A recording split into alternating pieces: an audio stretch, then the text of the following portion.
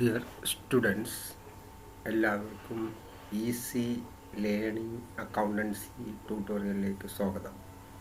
ഞാൻ അശോക് കുമാർ.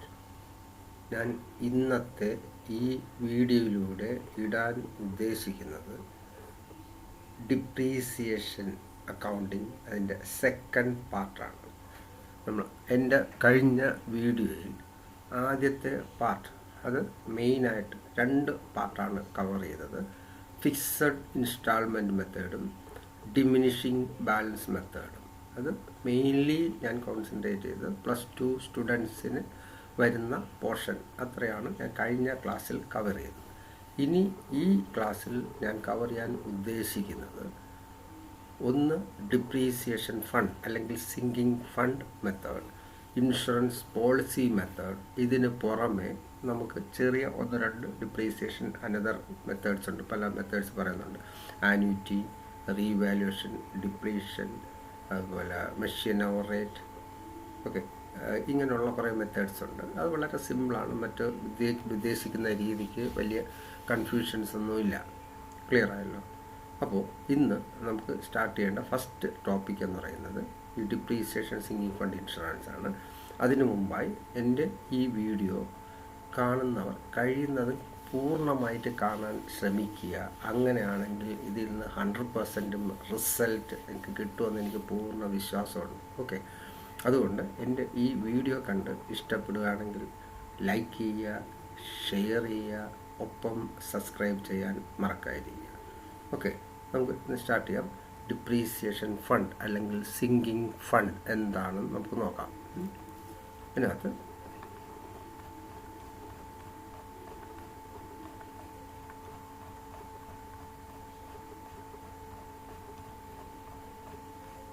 ഈ depreciation fund method കൊണ്ട് ഉദ്ദേശിക്കുന്നത് മെയിൻലി ഒരു ലീസ് ഒരു സർട്ടൻ പീരീഡ് കഴിയുമ്പോൾ നമ്മൾ കമ്പൽസറി ആയിട്ട് റീപ്ലേസ്മെൻറ്റ് ആവശ്യമായിട്ട് വരുന്ന ആ അസറ്റ്സിനാണ് മെയിനായിട്ട് നമ്മൾ ഈ ഡിപ്രീസിയേഷൻ ഫണ്ട് അല്ലെങ്കിൽ സിങ്കിങ് ഫണ്ട് പോളിസി മെയിനായിട്ട് ഉപയോഗിക്കുന്നത്. ഓക്കെ, അപ്പോൾ ഇവിടെ ഡിപ്രീസിയേഷൻ ഫണ്ട് മെത്തേഡ് അല്ലെങ്കിൽ സിങ്കിങ് ഫണ്ട് മെത്തേഡ് എന്ന് പറയുമ്പോൾ this is the most practical method of providing depreciation for those assets which require replacement on expiry of a fixed period. നമ്മളൊരു particular fixed period കഴിയുമ്പോൾ compulsory ആയിട്ട് asset replace ചെയ്യേണ്ട ഒരു situation വരുന്ന മിക്കവാറും അസറ്റ്സിന് ഈ സിസ്റ്റം വളരെ ഇമ്പോർട്ടൻ്റ് ആണ്. ബിക്കോസ് ഒരു പീരീഡ് ഇപ്പോൾ ആഫ്റ്റർ 3 years, ഫോർ എക്സാമ്പിൾ നമ്മളൊരു 5 lakhs ലീസ് പർച്ചേസ് ചെയ്തു.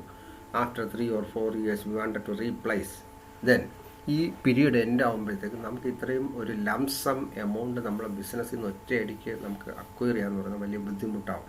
അപ്പോൾ അതുകൊണ്ട് നമ്മൾ അഡ്വാൻസ് ആയിട്ട് പ്ലാൻ ചെയ്ത് നമ്മൾ ഈ എമൗണ്ട് അക്യുമുലേറ്റ് ചെയ്യുന്ന ഒരു സിസ്റ്റമാണ് സിങ്കിങ് ഫണ്ട് മെത്തേഡ് അല്ലെങ്കിൽ ഡിപ്രീസിയേഷൻ ഫണ്ട് മെത്തേഡിൽ കൂടി ചെയ്യുന്നത്. ഓക്കെ, അപ്പോൾ ഇത് ചെയ്യുന്ന ഇത്രയേ ഉള്ളൂ.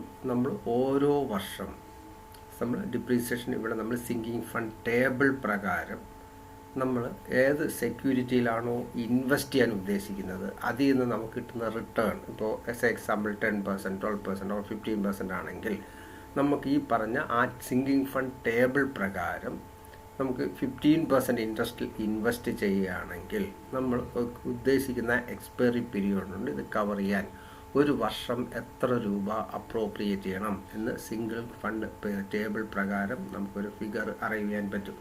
അത് അവർ കാണിക്കുന്ന രീതി ഇന്നത്തെ നമുക്കൊരു ആഫ്റ്റർ 5 years 1 rupee ആകണമെങ്കിൽ നമ്മൾ ഈ ഓരോ വർഷം നമ്മൾ എത്ര കോൺട്രിബ്യൂട്ട് ചെയ്യണം, ആ പീരീഡ് ഡിപ്പെൻഡ് അപ്പോൺ ആ ടേബിളിൽ നമ്മൾ ഓരോ ഈ വർഷവും പറയുന്നുണ്ട്. അത് പ്രകാരം വെച്ചിട്ട് നമുക്ക് കിട്ടുന്ന ഫിഗറാണ്. ഓക്കെ, അപ്പോൾ ആ ഫിഗർ ഒരു ഫിഗർ എല്ലാ വർഷവും നമ്മൾ അപ്രോപ്രിയേറ്റ് ചെയ്യും. അത് എല്ലാ വർഷവും നമ്മൾ ഇൻവെസ്റ്റ് ചെയ്യും. സബ്സിക്വൻ്റ് അതിൽ നിന്ന് കിട്ടുന്ന റിട്ടേൺസ് ഇൻട്രസ്റ്റ് നമ്മൾ കളക്ട് ചെയ്യും. എഗെയിൻ ആ ഇൻട്രസ്റ്റും കൂടെ ചേർത്ത് റീഇൻവെസ്റ്റ്. ഇപ്പോൾ ഇങ്ങനെ this process will continue till last year. ആ ലാസ്റ്റ് ഇയർ കണ്ടിന്യൂ ചെയ്യുമ്പോൾ നമുക്ക് ഇപ്പോൾ ഈ ലാസ്റ്റ് ഇയറിൽ നമ്മുടെ എടുക്കുന്ന അപ്രോപ്രിയേഷൻ എമൗണ്ടും ആ റിയലൈസ് ചെയ്യുന്ന ഇൻവെസ്റ്റ്മെൻറ്റ് റിയലൈസ് ചെയ്യുന്ന എമൗണ്ടും കൂടെ ആകുമ്പോൾ നമ്മുടെ അസറ്റ് വാങ്ങാൻ അല്ലെങ്കിൽ റീപ്ലേസ് ചെയ്യാനായിട്ടുള്ള വലിയ ഫിനാൻഷ്യൽ ബർഡൻ ബിസിനസ്സിൽ നമ്മൾ ബാധിക്കാതെ ചെയ്യാൻ സാധിക്കും. ഓക്കെ, അപ്പോൾ ഇവിടെ നമ്മൾ ഉദ്ദേശിക്കുന്ന ഇത്രയുള്ളൂ. Depreciation fund method endeavours to provide required sum at the retirement of a long life asset by annually setting aside and investing a fixed sum is really saleable securities. നമുക്ക് ആ പർട്ടിക്കുലർ പീരീഡ് കഴിയുമ്പം നമുക്ക് security realise ചെയ്യാൻ പറ്റുന്ന ഇൻവെസ്റ്റ്മെൻറ്റിലായിരിക്കും നമ്മൾ ഇടുന്നത്. Thus the income from interest while fixing annual depreciation and investing is together with the compound interest. Compound interest പ്രകാരം നമ്മൾ ഓരോ ഇൻവെസ്റ്റ്മെൻറ്റിനും അക്യൂമുലേറ്റ് ചെയ്യുകയും ചെയ്യും. അക്യൂമുലേറ്റ് ചെയ്യുന്ന പൈസ നമ്മൾ ഇതിനു വേണ്ടി ഉപയോഗിക്കും. ക്ലിയർ ആയല്ലോ? അപ്പോൾ ഇതിൻ്റെ ഡീറ്റെയിൽഡ് ആയിട്ടുള്ള അല്ലെങ്കിൽ എല്ലാം ഇല്ലസ്ട്രേഷൻ ചെയ്യുമ്പോൾ അത് നല്ലൊരു ക്ലിയർ പിക്ചർ കിട്ടും. ഓക്കെ, അപ്പോൾ ഇല്ലസ്ട്രേഷനകത്ത് പറയുന്ന ഇത്രയേ ഉള്ളൂ. A company acquired A 3-year lease. 1st April 2015 ഒരു 3-year ലീസ് അക്വയർ ചെയ്തു four ₹5 lakh. The company decided to provide the replacement of lease. അപ്പോൾ കമ്പനി ആഫ്റ്റർ 3 years ഈ വാണ്ടഡ് ടു റീപ്ലേസ് ഈ 5 lakhs ഈ അസറ്റ് നമുക്ക് റീപ്ലേസ് ചെയ്യണം after 3 years. Okay, by setting a depreciation fund. Depreciation fund മുഖാന്തരം fund contribute ചെയ്ത് നമുക്ക് റീപ്ലേസ് ചെയ്യാനാണ് അവർ ഉദ്ദേശിക്കുന്നത്. It is expected that the investment will fetch interest at 15% per annum. അപ്പോൾ നമ്മൾ 15% ഇൻട്രസ്റ്റ് വെച്ചിട്ട് 3 years കൊണ്ട് നമുക്ക് ഒരു ഈ എമൗണ്ട് അച്ചീവ് ചെയ്യണമെങ്കിൽ നമുക്ക് ഒരു വർഷം എത്ര രൂപ അപ്രോപ്രിയേറ്റ് ചെയ്യണം. As per sinking fund table shows an amount 0.28797 set aside annually amount to ₹1 at the end of 3rd year at 15% investment. അപ്പോൾ ഈ നമ്മൾ 15% ഇൻവെസ്റ്റ്മെൻറ്റിൽ നമ്മൾ ഇൻവെസ്റ്റ് ചെയ്യുകയാണെങ്കിൽ ഒരു വർഷം നമ്മൾ 0.28797 അതായത് ഇത്രയും പൈസ 28 സംതിങ് പൈസ നമ്മൾ ഇപ്പോൾ ഓരോ വർഷം നമ്മൾ അപ്രോപ്രിയേറ്റ് ചെയ്ത് ഇൻവെസ്റ്റ് ചെയ്യുകയാണെങ്കിൽ ആഫ്റ്റർ 3 years ആകുമ്പം it will become ₹1. That means we want required 5 lakh at the end of 3rd year. അപ്പോൾ 5ാമത്തെ വർഷം നമുക്ക് 3rd year we required 5 lakh rupees. ആ 5 lakh വേണമെങ്കിൽ സിങ്കിങ് ഫണ്ട് ടേബിൾ ₹1 ആകാൻ ഈ ഇത്ര പൈസ നമ്മൾ ഓരോ വർഷം അപ്രോപ്രിയേറ്റ് ചെയ്യണമെങ്കിൽ നമുക്ക് ഇവിടെ 5 lakh അക്യൂമുലേറ്റ് ചെയ്യാൻ എത്ര രൂപ കോൺട്രിബ്യൂട്ട് ചെയ്യാൻ കണ്ടുപിടിക്കാൻ ഇത്രയേ ഉള്ളൂ. 5 lakh ഇൻറ്റു ഈ ടേബിൾ പ്രകാരമുള്ള ഈ ഫിഗർ കൊണ്ട് മൾട്ടിപ്ലൈ ചെയ്യുമ്പോൾ നമുക്ക് ഒരു വർഷം എത്ര രൂപ അപ്രോപ്രിയേറ്റ് ചെയ്യണമെന്ന് കിട്ടും. ഈ എമൗണ്ട് നമ്മൾ ഓരോ വർഷം അപ്രോപ്രിയേറ്റ് ഇൻവെസ്റ്റ് ചെയ്യുക. അതിന് കിട്ടുന്ന 15% ഇൻട്രസ്റ്റ് വീണ്ടും നമ്മൾ റീഇൻവെസ്റ്റ് ചെയ്യുകയാണെങ്കിൽ 3rd year ആകുമ്പം വി വിൽ റീച്ച് 5 lakh. ആ 5 lakh rupeesൽ എത്താൻ കഴിയും. ഓക്കെ, അപ്പോൾ ഇവിടെ 0.2 set annually amount. Okay, investment are made to nearest ₹. അത് പറയുന്നത് വേറെ ഒന്നുമില്ല, നമ്മൾ ഓരോ വർഷം അപ്രോപ്രിയേറ്റ് ചെയ്യുന്ന ഫിഗർ നമ്മൾ ഈ സിങ്കിങ് ഫണ്ട് ടേബിൾ പ്രകാരം പ്രിൻസിപ്പൽ വാല്യൂ കൊണ്ട് മൾട്ടിപ്ലൈ ചെയ്യുമ്പോൾ കിട്ടുന്ന ഫിഗറാണ് അപ്രോപ്രിയേറ്റ് ചെയ്ത് കിട്ടുന്ന ഫിഗറാണ്. But why investing we can round to nearest ₹10. അത്രയേ ഉള്ളൂ, അത് പ്രത്യേകിച്ചൊന്നുമില്ല. ദെൻ ഓൺ 31st March 2018 അതായത് 3rd year എൻഡ് ആയപ്പോഴേക്കും നമ്മൾ ആ ഇൻവെസ്റ്റ്മെൻറ്റ് വിറ്റ് റിയലൈസ് ചെയ്തപ്പോൾ നമുക്ക് 3,20,000 കിട്ടിയെന്നാണ് അവർ പറയുന്നത്. ഓക്കെ, ഇത്രയും ക്ലിയർ ആയല്ലോ. എന്നിട്ട് പുതിയ ലീസ് വാങ്ങി after 3 years pass necessary journal entries to give effect. അപ്പോൾ നമുക്ക് ഇതിൻ്റെ ജേണൽ എൻട്രീസ് വേണം. അപ്പോൾ ജേണൽ എൻട്രീസിനുള്ള കോളം ഇടുക. ജേണൽ എൻട്രീസ് ആവറേജ് നമുക്ക് ആദ്യത്തെ വർഷം 4, 4, 8, ഇപ്പോൾ 3 വർഷം കൂടി നമുക്ക് ഏറെക്കുറെ ഒരു 20 അടുപ്പിച്ച് ജേണൽ എൻട്രീസ് വരും. അപ്പോൾ ഞാൻ ഈ ജേണൽ എൻട്രി എഴുതിയ കാര്യം ചില ക്വസ്റ്റ്യനിനകത്ത് നമുക്ക് ലെഡ്ജർ അക്കൗണ്ട് മാത്രം എഴുതിയാൽ മതി. ബട്ട് ഈ ജേണൽ എൻട്രി നിങ്ങൾ മനസ്സിലാക്കി പോസ്റ്റ് ചെയ്യുകയാണെങ്കിൽ സിങ്കിങ് ഫണ്ട് വളരെ ഈസി ആയിട്ട് നിങ്ങൾക്ക് ചെയ്യാൻ പറ്റും. ഓക്കെ, അപ്പോൾ ഇവിടെ നമുക്ക് ആവശ്യമായിട്ട് വരുന്ന ലെഡ്ജർ അക്കൗണ്ട്സ്, ഇമ്പോർട്ടൻ്റ് ആയിട്ട് വരുന്ന ലെഡ്ജർ അക്കൗണ്ട് ഒന്നെന്ന് പറയുന്നത് നമ്മൾ വാങ്ങുന്ന ലീസ് അക്കൗണ്ട് വരയ്ക്കണം. ജേണലിന് പുറമെ നമുക്ക് വരയ്ക്കേണ്ട മെയിൻ ലെഡ്ജേഴ്സ് എന്ന് പറയുന്ന ഒന്ന് lease account. Okay, lease account വേണം. ദെൻ നമുക്ക് ഡിപ്രീസിയേഷൻ ഫണ്ട് അല്ലെങ്കിൽ അതിന് നമ്മൾ വേറെ പേര് പറയാം സിങ്കിങ് ഫണ്ട് അക്കൗണ്ട്. നമുക്ക് കൺവീനിയൻ്റ് ആയിട്ട് ഏത് വേണോ ഉപയോഗിക്കാം. അപ്പോൾ ലീസ് അക്കൗണ്ട് വേണം, ഡിപ്രീസിയേഷൻ ഫണ്ട് അക്കൗണ്ട് വേണം, then depreciation fund investment account. പിന്നെ നമുക്ക് ഓരോ വർഷം കിട്ടുന്ന ഇൻട്രസ്റ്റ്, അതിൻ്റെ ട്രീറ്റ്മെൻറ്റ് മനസ്സിലാകാൻ വേണ്ടി interest on depreciation fund investment account വേണം. പിന്നെ ഡിപ്രീസിയേഷൻ അക്കൗണ്ട് വേണമെങ്കിൽ നമുക്ക് വരയ്ക്കാൻ കുഴപ്പമില്ല, പ്രശ്നമൊന്നുമില്ല. ഡിപ്രീസിയേഷൻ അക്കൗണ്ടും വേണമെങ്കിൽ വരയ്ക്കാം. ഓക്കെ, ക്ലിയർ ആയല്ലോ. അപ്പോൾ സിങ്കിങ് ഫണ്ട് ടേബിൾ നമ്മളിപ്പോൾ ഇത്രയേ ഉള്ളൂ. അപ്പോൾ ക്വസ്റ്റ്യൻ ഏറെക്കുറെ ഒരു രൂപം കിട്ടിക്കാണുമെന്ന് വിശ്വസിക്കുന്നു.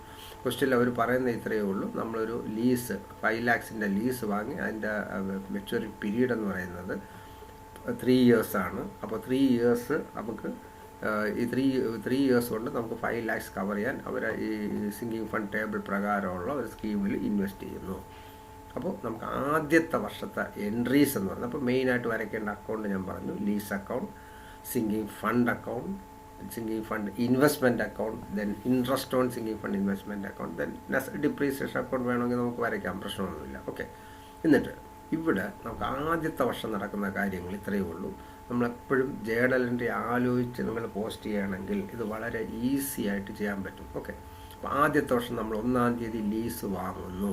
ഒരു സിമ്പിൾ ജേർണൽ എൻട്രി അല്ലേ, lease account letter to bank 5 lakh lease വാങ്ങുന്നു. ഓക്കെ, ദെൻ നമ്മൾ ഇയർ എൻഡിൽ ഡിപ്രീസിയേഷൻ അപ്രോപ്രിയേറ്റ് ചെയ്യുന്നു. ഇവിടെ ഫിഗർ അപ്രോപ്രിയേറ്റ് ചെയ്യുന്ന ഇത്രയേ ഉള്ളൂ. നമുക്കിവിടെ 5 lakh ആണ് വേണ്ടത്. അപ്പം 5 lakh ഇൻറ്റു 0.287977 ആ എമൗണ്ട് കൊണ്ട് നമുക്ക് മൾട്ടിപ്ലൈ ചെയ്യുമ്പോൾ നമുക്ക് കിട്ടുന്ന ഫിഗറാണ് ഈ 143,989. ഓക്കെ, 143,989 ആണ് ഒരു വർഷം നമ്മൾ അപ്രോപ്രിയേറ്റ് ചെയ്യേണ്ട എമൗണ്ട്. ദിസ് എമൗണ്ട് നമ്മൾ കണ്ടുപിടിക്കുന്നത് എങ്ങനെയെന്ന് പറഞ്ഞാൽ 5 lakh ഇൻറ്റു ആ 1 രൂപയുടെ സ്ഥാനത്ത് എത്ര പൈസയാണ് നമുക്ക് 1 രൂപ 3 വർഷം കൊണ്ട് 1 രൂപയാകാൻ ഒരു വർഷം എത്ര പൈസ നമ്മൾ ഇൻവെസ്റ്റ് ചെയ്യണം, ആ സിങ്കിങ് ഫണ്ട് ടേബിൾ പ്രകാരമുള്ള ആ ഫ്രാക്ഷൻ കൊണ്ട് മൾട്ടിപ്ലൈ ചെയ്യാം. മൾട്ടിപ്ലൈ ചെയ്യുമ്പോൾ നമുക്ക് ഈ ഡിപ്രീസിയേഷൻ കിട്ടും. അപ്പോൾ 1-ാം തീയതി ലീസ് വാങ്ങുന്നു. ഇയർ എൻഡിൽ നമ്മൾ ഡിപ്രീസിയേഷൻ അപ്രോപ്രിയേറ്റ് ചെയ്യുമ്പോൾ നമ്മളെ journal entry depreciation account letter to depreciation fund, or ഇപ്പം നമുക്ക് ആവശ്യമുണ്ടെങ്കിൽ സിങ്കിങ് ഫണ്ട് ഉപയോഗിക്കാം, കുഴപ്പമില്ല. ദെൻ ആ ഡേറ്റിൽ തന്നെ നമ്മൾ ഇൻവെസ്റ്റ് ചെയ്യുന്നു. ഇൻവെസ്റ്റ് ചെയ്യുമ്പോൾ we are opening another account, depreciation fund investment account. അപ്പോൾ depreciation fund investment account letter to bank. എന്നിട്ട് നമ്മൾ depreciation be transferred to P&L account. ഇത്രയാണ് നമുക്ക് 1-ാമത്തെ വർഷത്തെ 4 എൻട്രി. ക്ലിയർ ആയല്ലോ? ഇപ്പോൾ സിങ്കിങ് ഫണ്ട് ടേബിൾ പ്രകാരം കണക്ക് ചെയ്യുമ്പോൾ നമ്മൾ ആദ്യത്തെ വർഷത്തെ 4 എൻട്രി, ഒന്ന് ലീസ് 1-ാം തീയതി ലീസ് വാങ്ങുന്നു, lease account letter to bank. വർഷാവസാനം അപ്രോപ്രിയേറ്റ് ചെയ്യുന്നു, depreciation account letter to depreciation fund, invest ചെയ്യുന്നു, depreciation fund investment account letter to bank, then last ആ depreciation to be transferred to P&L account. എന്നിട്ട് നമ്മൾ ഇത് concerned ledger അക്കൗണ്ടിൽ post ചെയ്യണം. അപ്പോൾ ആദ്യത്തെ വർഷം നമ്മൾ ലീസ് വാങ്ങുമ്പോൾ ലീസ് അക്കൗണ്ട് ലെറ്റർ, ലീസ് അക്കൗണ്ടിൻ്റെ ഡെബിറ്റ് സൈഡ് നമുക്ക് ഫസ്റ്റ് പോസ്റ്റിംഗ് വരും ടു ബാങ്ക് അല്ലേ. ലീസ് അക്കൗണ്ടിൻ്റെ ഡെബിറ്റ് സൈഡ് നമുക്ക് ഫസ്റ്റ് പോസ്റ്റിംഗ് വരുന്നു ടു ബാങ്ക്. ക്ലിയർ ആയല്ലോ? അതുപോലെ നമുക്ക് അടുത്ത ഡിപ്രീസിയേഷൻ അക്കൗണ്ട്, 2-ാമത്തെ എൻട്രി ഞാൻ പറഞ്ഞു, depreciation account letter to depreciation fund അല്ലെങ്കിൽ സിങ്കിങ് ഫണ്ട്. അപ്പോൾ നമ്മൾ സിങ്കിങ് ഫണ്ട് അക്കൗണ്ടിൻ്റെ ക്രെഡിറ്റ് സൈഡിൽ ബൈ ഡിപ്രീസിയേഷൻ നമുക്ക് ഈ എമൗണ്ട് വരും. ക്ലിയർ ആയല്ലോ? ബൈ ഡിപ്രീസിയേഷൻ സിങ്കിങ് ഫണ്ട് അക്കൗണ്ടിൻ്റെ ക്രെഡിറ്റ് സൈഡിൽ ബൈ ഡിപ്രീസിയേഷൻ. നമ്മൾ ഡിപ്രീസിയേഷൻ അക്കൗണ്ട് വരയ്ക്കാത്തതുകൊണ്ട് പോസ്റ്റ് ചെയ്യേണ്ട. അപ്പോൾ ഡിപ്രീസിയേഷൻ അക്കൗണ്ട് വരച്ചിട്ടുണ്ടെങ്കിൽ അതിൻ്റെ ഡെബിറ്റ് സൈഡ് നമുക്ക് പോസ്റ്റ് ചെയ്യാം ടു ഡിപ്രീസിയേഷൻ ഫണ്ട് എന്ന് എഴുതാം. അപ്പോൾ ഡിപ്രീസിയേഷൻ ഫണ്ട് ക്രെഡിറ്റ് സൈഡിൽ ബൈ ഡിപ്രീസിയേഷൻ. ഓക്കെ, ഇനി നമുക്ക് നെക്സ്റ്റ് വേണ്ടത് അടുത്തത് ഡിപ്രീസിയേഷൻ ഫണ്ട് ഇൻവെസ്റ്റ്മെൻറ്റ് അക്കൗണ്ടിൽ ആ ഡേറ്റിൽ നമ്മൾ ഇൻവെസ്റ്റ് ചെയ്യുന്നു. ഉടൻ തന്നെ നമ്മൾ ഇൻവെസ്റ്റ് ചെയ്യുമ്പോൾ ഡിപ്രീസിയേഷൻ ഫണ്ട് അക്കൗണ്ടിൻ്റെ debit side, depreciation fund investment അക്കൗണ്ടിൻ്റെ ഡെബിറ്റ് സൈഡ് നമ്മൾ എഴുതും depreciation fund account. Depreciation fund investment അക്കൗണ്ടിൻ്റെ ഡെബിറ്റ് സൈഡ് നമ്മൾ ആദ്യത്തെ എൻട്രി എഴുതേണ്ട ടു ബാങ്ക്.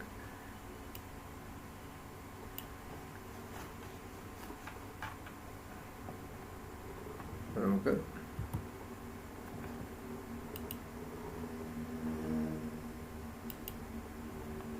ഇവിടെ നമുക്ക് ഡിപ്രീസിയേഷൻ അക്കൗണ്ടിൽ നമുക്ക് വരുന്നത് 31/3/2016 നമ്മൾ ആദ്യമായിട്ട് എൻട്രി വരുന്നത് അല്ലേ. 2016 നമുക്ക് ടു ബാങ്ക് നമ്മൾ ആ സെയിം എമൗണ്ട്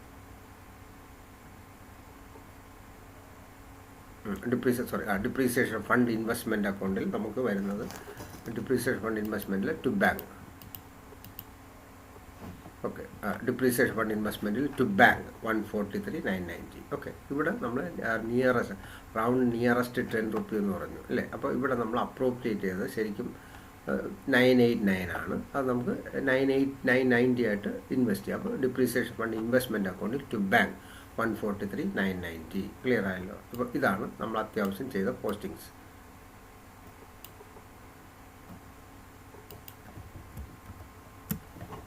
അപ്പോൾ ഫസ്റ്റ് ഇയറിൽ നമ്മൾ ആ 4 എൻട്രി കറസ്പോണ്ടിങ് അത്യാവശ്യമുള്ള സ്ഥലത്ത് പോസ്റ്റ് ചെയ്യുക. അപ്പോൾ ലീസ് അക്കൗണ്ടിൻ്റെ debit side to bank, depreciation അക്കൗണ്ടിൻ്റെ ഡെബിറ്റ് സൈഡ് ഡിപ്രീസിയേഷൻ ഫണ്ട് അക്കൗണ്ടിൻ്റെ ക്രെഡിറ്റ് സൈഡിൽ ബൈ ഡിപ്രീസിയേഷൻ, ഇൻവെസ്റ്റ്മെൻറ്റ് അക്കൗണ്ടിൻ്റെ ഡെബിറ്റ് സൈഡിൽ ടു ബാങ്ക്. ക്ലിയർ ആയല്ലോ. എന്നിട്ട് നമ്മൾ അക്കൗണ്ട് എല്ലാം ക്ലോസ് ചെയ്ത് balance carry down brought down. അപ്പോൾ നമ്മുടെ ഇൻവെസ്റ്റ്മെൻറ്റ് അക്കൗണ്ടിൽ ഡെബിറ്റ് ബാലൻസ് വരും അല്ലേ, 143,990 ഡെബിറ്റ് ബാലൻസ് വന്നു, 143,990. അതുപോലെ ഡിപ്രീസിയേഷൻ ഫണ്ട് അക്കൗണ്ടിൽ ക്രെഡിറ്റ് ബാലൻസ് വരും, ബൈ ബാലൻസ് ബ്രോ ഡൗൺ 143,989. അതുപോലെ ലീസ് അക്കൗണ്ടിൽ to balance brought down 5 lakh. Okay, അപ്പോൾ നമ്മൾ ആദ്യത്തെ വർഷത്തെ എൻട്രി. ക്ലിയർ ആയല്ലോ. അപ്പോൾ ആദ്യത്തെ വർഷം നമുക്ക് 4 എൻട്രിയാണുള്ളത്.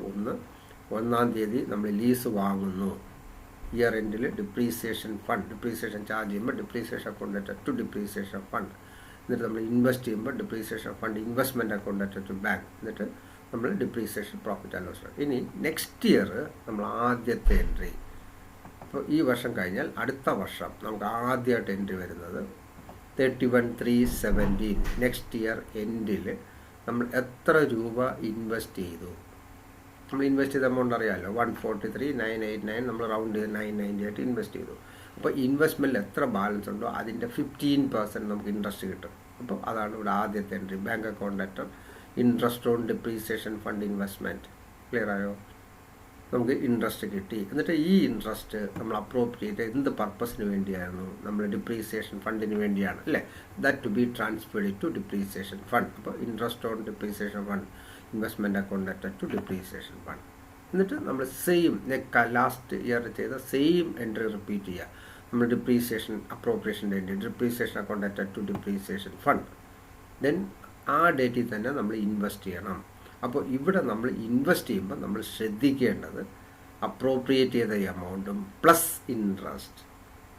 നമ്മൾ ഈ അപ്രോപ്രിയേറ്റ് 143,989 പ്ലസ് 21,598 രണ്ടും കൂടെ കിട്ടിയ ഇൻട്രസ്റ്റ് കൂടെ ചേർത്ത് വേണം റീഇൻവെസ്റ്റ് ചെയ്യാൻ. നമ്മൾ പറഞ്ഞു സിങ്കിങ് ഫണ്ട് ടേബിൾ പ്രകാരം നമ്മൾ ദിസ് ഈസ് കോമ്പൗണ്ട് റേറ്റിലാണ് നമ്മൾ വിൽ റീച്ച് ഇൻ ആ 1 രൂപയിലെത്തുന്നത്. മനസ്സിലായല്ലോ. അപ്പോൾ നമ്മൾ കിട്ടുന്ന ഇൻട്രസ്റ്റും കൂടി റീഇൻവെസ്റ്റ് ചെയ്താലേ നമുക്ക് ഉദ്ദേശിക്കുന്ന 5 lakh ഇയർ എൻഡിൽ അക്യുമുലേറ്റ് ചെയ്യാൻ പറ്റുള്ളൂ. ഓക്കെ, അപ്പോൾ നമ്മൾ ആ ഇൻട്രസ്റ്റും കൂടെ ചേർത്ത് വീണ്ടും റീഇൻവെസ്റ്റ് ചെയ്യുന്നു. എന്നിട്ട് ഈ വർഷത്തെ depreciation be transferred to P&L account. അപ്പോൾ ക്ലിയർ ആയല്ലോ. അപ്പോൾ സെക്കൻഡ് ഇയറിലെ എൻട്രി എന്ന് പറയുന്നത് നമുക്ക് ആദ്യത്തെ വർഷം നമ്മൾ പറഞ്ഞ 4 എൻട്രി, അസറ്റ് വാങ്ങുന്നു, അപ്രോപ്രിയേറ്റ് ചെയ്യുന്നു, ഇയർ എൻഡിൽ അപ്രോപ്രിയേറ്റ് ചെയ്യുന്നു, ഇൻവെസ്റ്റ് ചെയ്യുന്നു, ഡിപ്രീസിയേഷൻ ട്രാൻസ്ഫർ ടു P&L. ഈ സെക്കൻഡ് ഇയർ നമുക്ക് ആദ്യം 2 എൻട്രി അഡീഷണലായിട്ട് വരും. നമ്മൾ ഇൻവെസ്റ്റ് ചെയ്തതിൻ്റെ ഇൻട്രസ്റ്റ് കിട്ടും, നമ്മൾ ഇൻവെസ്റ്റ് ചെയ്തതിൻ്റെ ഇൻട്രസ്റ്റ് നമുക്ക് റിസീവ് ചെയ്യും. അപ്പോൾ റിസീവ് ചെയ്യുമ്പോൾ bank account at interest on sinking fund investment. എന്നിട്ട് ആ interest be transferred to sinking fund account. അത് നമ്മൾ അല്ലെങ്കിൽ ഡിപ്രീസിയേഷൻ ഫണ്ട് അക്കൗണ്ടിൽ ട്രാൻസ്ഫർ ചെയ്യണം. പിന്നെ നമ്മൾ കഴിഞ്ഞ വർഷം ചെയ്തതിൻ്റെ സെയിം റിപ്പീറ്റ് ചെയ്യുക, അപ്രോപ്രിയേറ്റ് ചെയ്യുക, ഇൻവെസ്റ്റ് ചെയ്യുക, depreciation be transfer to P&L account. But invest ചെയ്യുമ്പോൾ മാത്രം നമ്മൾ പ്രത്യേകം ശ്രദ്ധിക്കേണ്ടത് അപ്രോപ്രിയേറ്റ് ചെയ്ത എമൗണ്ടിനോടൊപ്പം പ്ലസ് കിട്ടിയ ഇൻട്രസ്റ്റും കൂടെ ചേർത്ത് ഇൻവെസ്റ്റ് ചെയ്യണം. ക്ലിയർ ആയല്ലോ. ഇനി നമുക്ക് അടുത്തത് വേണ്ടത് നെക്സ്റ്റ് ഇതിൻ്റെ എല്ലാ പോസ്റ്റിംഗ് എല്ലാം നമ്മൾ അതാത് ലെഡ്ജറിൽ ചെയ്യണം. ഓരോ ലെഡ്ജറിൽ ഇപ്പോൾ ലീസ് അക്കൗണ്ടിൽ പ്രത്യേകിച്ചൊന്നുമില്ല, നമ്മൾ balance carry down brought down അത്രയേ ഉള്ളൂ, വേറെ മാറ്റമൊന്നുമില്ല. ലീസ് അക്കൗണ്ടിൽ അടുത്ത വർഷം നമ്മൾ ബാലൻസ് ബ്രോ ഡൗൺ 5 lakh തന്നെ വന്ന് നിൽക്കും. Okay, 5 lakh. ദെൻ മറ്റേ ഡിപ്രീസിയേഷൻ ഫണ്ട് അക്കൗണ്ടിൽ വീണ്ടും നമുക്ക് 2 പോസ്റ്റിംഗ് വരും അല്ലേ. ഒന്ന് നമ്മൾ ഇൻട്രസ്റ്റ് ട്രാൻസ്ഫർ ചെയ്യുന്ന എൻട്രി, ഇൻട്രസ്റ്റ് ട്രാൻസ്ഫർ ചെയ്യുമ്പോൾ ഡിപ്രീസിയേഷൻ ഫണ്ട് ഇൻവെസ്റ്റ്മെൻറ്റ് അക്കൗണ്ട് എന്നുള്ള പോസ്റ്റിംഗ് വരും. പിന്നെ കറണ്ട് ഇയർ അപ്രോപ്രിയേഷൻ, ഈ വർഷത്തെ അപ്രോപ്രിയേഷൻ. അപ്പോൾ രണ്ടും കൂടി നമുക്ക് ഈ ഡിപ്രീസിയേഷൻ ഫണ്ടിൽ കൂടും. അപ്പോൾ നേരത്തെ ആൾറെഡി 143,998 ഉണ്ട്, അതിൻ്റെ കൂടെ ഇതും കൂടെ കൂടി വരുന്ന ഫിഗറാണ് ക്ലോസിംഗ് ബാലൻസ് ആയിട്ട് വരുന്നത്. Balance brought down 309,577. അതുപോലെ ഇൻവെസ്റ്റ്മെൻറ്റ് അക്കൗണ്ടിൽ നമ്മൾ ടു ബാങ്ക് നമ്മൾ എഗെയിൻ നമ്മൾ ഈ വർഷം നമ്മൾ 165 ഇൻവെസ്റ്റ് ചെയ്യുന്നു, ഇൻക്ലൂഡിങ് ആ കിട്ടിയ ഇൻട്രസ്റ്റ് കൂടെ ചേർത്ത് ഇൻവെസ്റ്റ് ചെയ്യുന്നു. അപ്പോൾ നമ്മൾ രണ്ടും കൂടെ കൂട്ടുമ്പോൾ 309,580 ബാലൻസ് ബ്രോ ഡൗൺ ആയിട്ട് വരുന്നു. ഓക്കെ, നമ്മുടെ ലാസ്റ്റ് ഇയർ ബിഗിനിങ്ങിലെത്തി നമ്മൾ. ഓക്കെ, ഇനി ഡിപ്രീസിയേഷൻ ഫണ്ട് ഇൻവെസ്റ്റ്മെൻറ്റ് അക്കൗണ്ടിൽ കുഴപ്പമൊന്നുമില്ല. ഇൻട്രസ്റ്റ് ഓൺ ഡിപ്രീസിയേഷൻ ഫണ്ട് ഇൻവെസ്റ്റ്മെൻറ്റിൽ നമുക്ക് ബൈ ബാങ്ക് അല്ലേ, 21,599 കിട്ടും. നമ്മളത് to be transferred to depreciation fund. ഇവിടെ ഓട്ടോമാറ്റിക് ഇല്ല. ഇപ്പോൾ ഇവിടെ വേറെ പ്രശ്നമൊന്നുമില്ല. ടോട്ടൽ 2 സൈഡ് ഡെബിറ്റും ക്രെഡിറ്റും ടാലി ആയിപ്പോൾ. ക്ലിയർ ആയല്ലോ. ഇവിടെ വേറെ പ്രശ്നമൊന്നുമില്ല. എല്ലാ വർഷവും ഇത് തന്നെ നമുക്ക് കിട്ടുന്ന interest be transferred to depreciation. അപ്പോൾ നമുക്ക് കിട്ടുന്ന ഇൻട്രസ്റ്റ് ട്രാൻസ്ഫർ ചെയ്യുമ്പോൾ ഇതിനില്ല. ക്ലിയർ ആയല്ലോ. അപ്പോൾ സെക്കൻഡ് ഇയറും കംപ്ലീറ്റ് ആയി. പിന്നെ നമുക്ക് തേർഡ് ഇയർ, അവസാനത്തെ ഇയർ നമുക്ക് ചെറിയ ചേഞ്ചസ് വരും. അവിടെ നമ്മൾ ആദ്യത്തെ എൻട്രിക്ക് മാറ്റമൊന്നുമില്ല. നമ്മൾ ഇട്ട പൈസയുടെ ഇൻട്രസ്റ്റ് കിട്ടും. നമുക്ക് ഇൻട്രസ്റ്റ് കിട്ടുമ്പോൾ 31/3/18 നമുക്ക് ഇൻട്രസ്റ്റ് കിട്ടും. Bank account letter, interest on depreciation fund investment. അപ്പോൾ ഇവിടെ നമ്മൾ ഇൻട്രസ്റ്റിൻ്റെ കാൽക്കുലേറ്റ് ചെയ്യുമ്പോൾ എപ്പോഴും നമ്മൾ ഡിപ്രീസിയേഷൻ ഫണ്ട് ഇൻവെസ്റ്റ്മെൻറ്റ് അക്കൗണ്ട് എത്ര ബാലൻസ് ഉണ്ട്, നമുക്കിപ്പോൾ ഇവിടെ നിൽക്കുന്ന ബാലൻസ് എന്നാൽ 309. ഡിപ്രീസിയേഷൻ ഫണ്ട് ഇൻവെസ്റ്റ്മെൻറ്റിൽ എത്ര ഡെബിറ്റ് ബാലൻസ് ഉണ്ടെന്ന് നോക്കണം. 309,580. അപ്പോൾ നമ്മൾ 309,580യുടെ 15% വേണം കാണാൻ ഇൻട്രസ്റ്റ്. ക്ലിയർ ആയല്ലോ.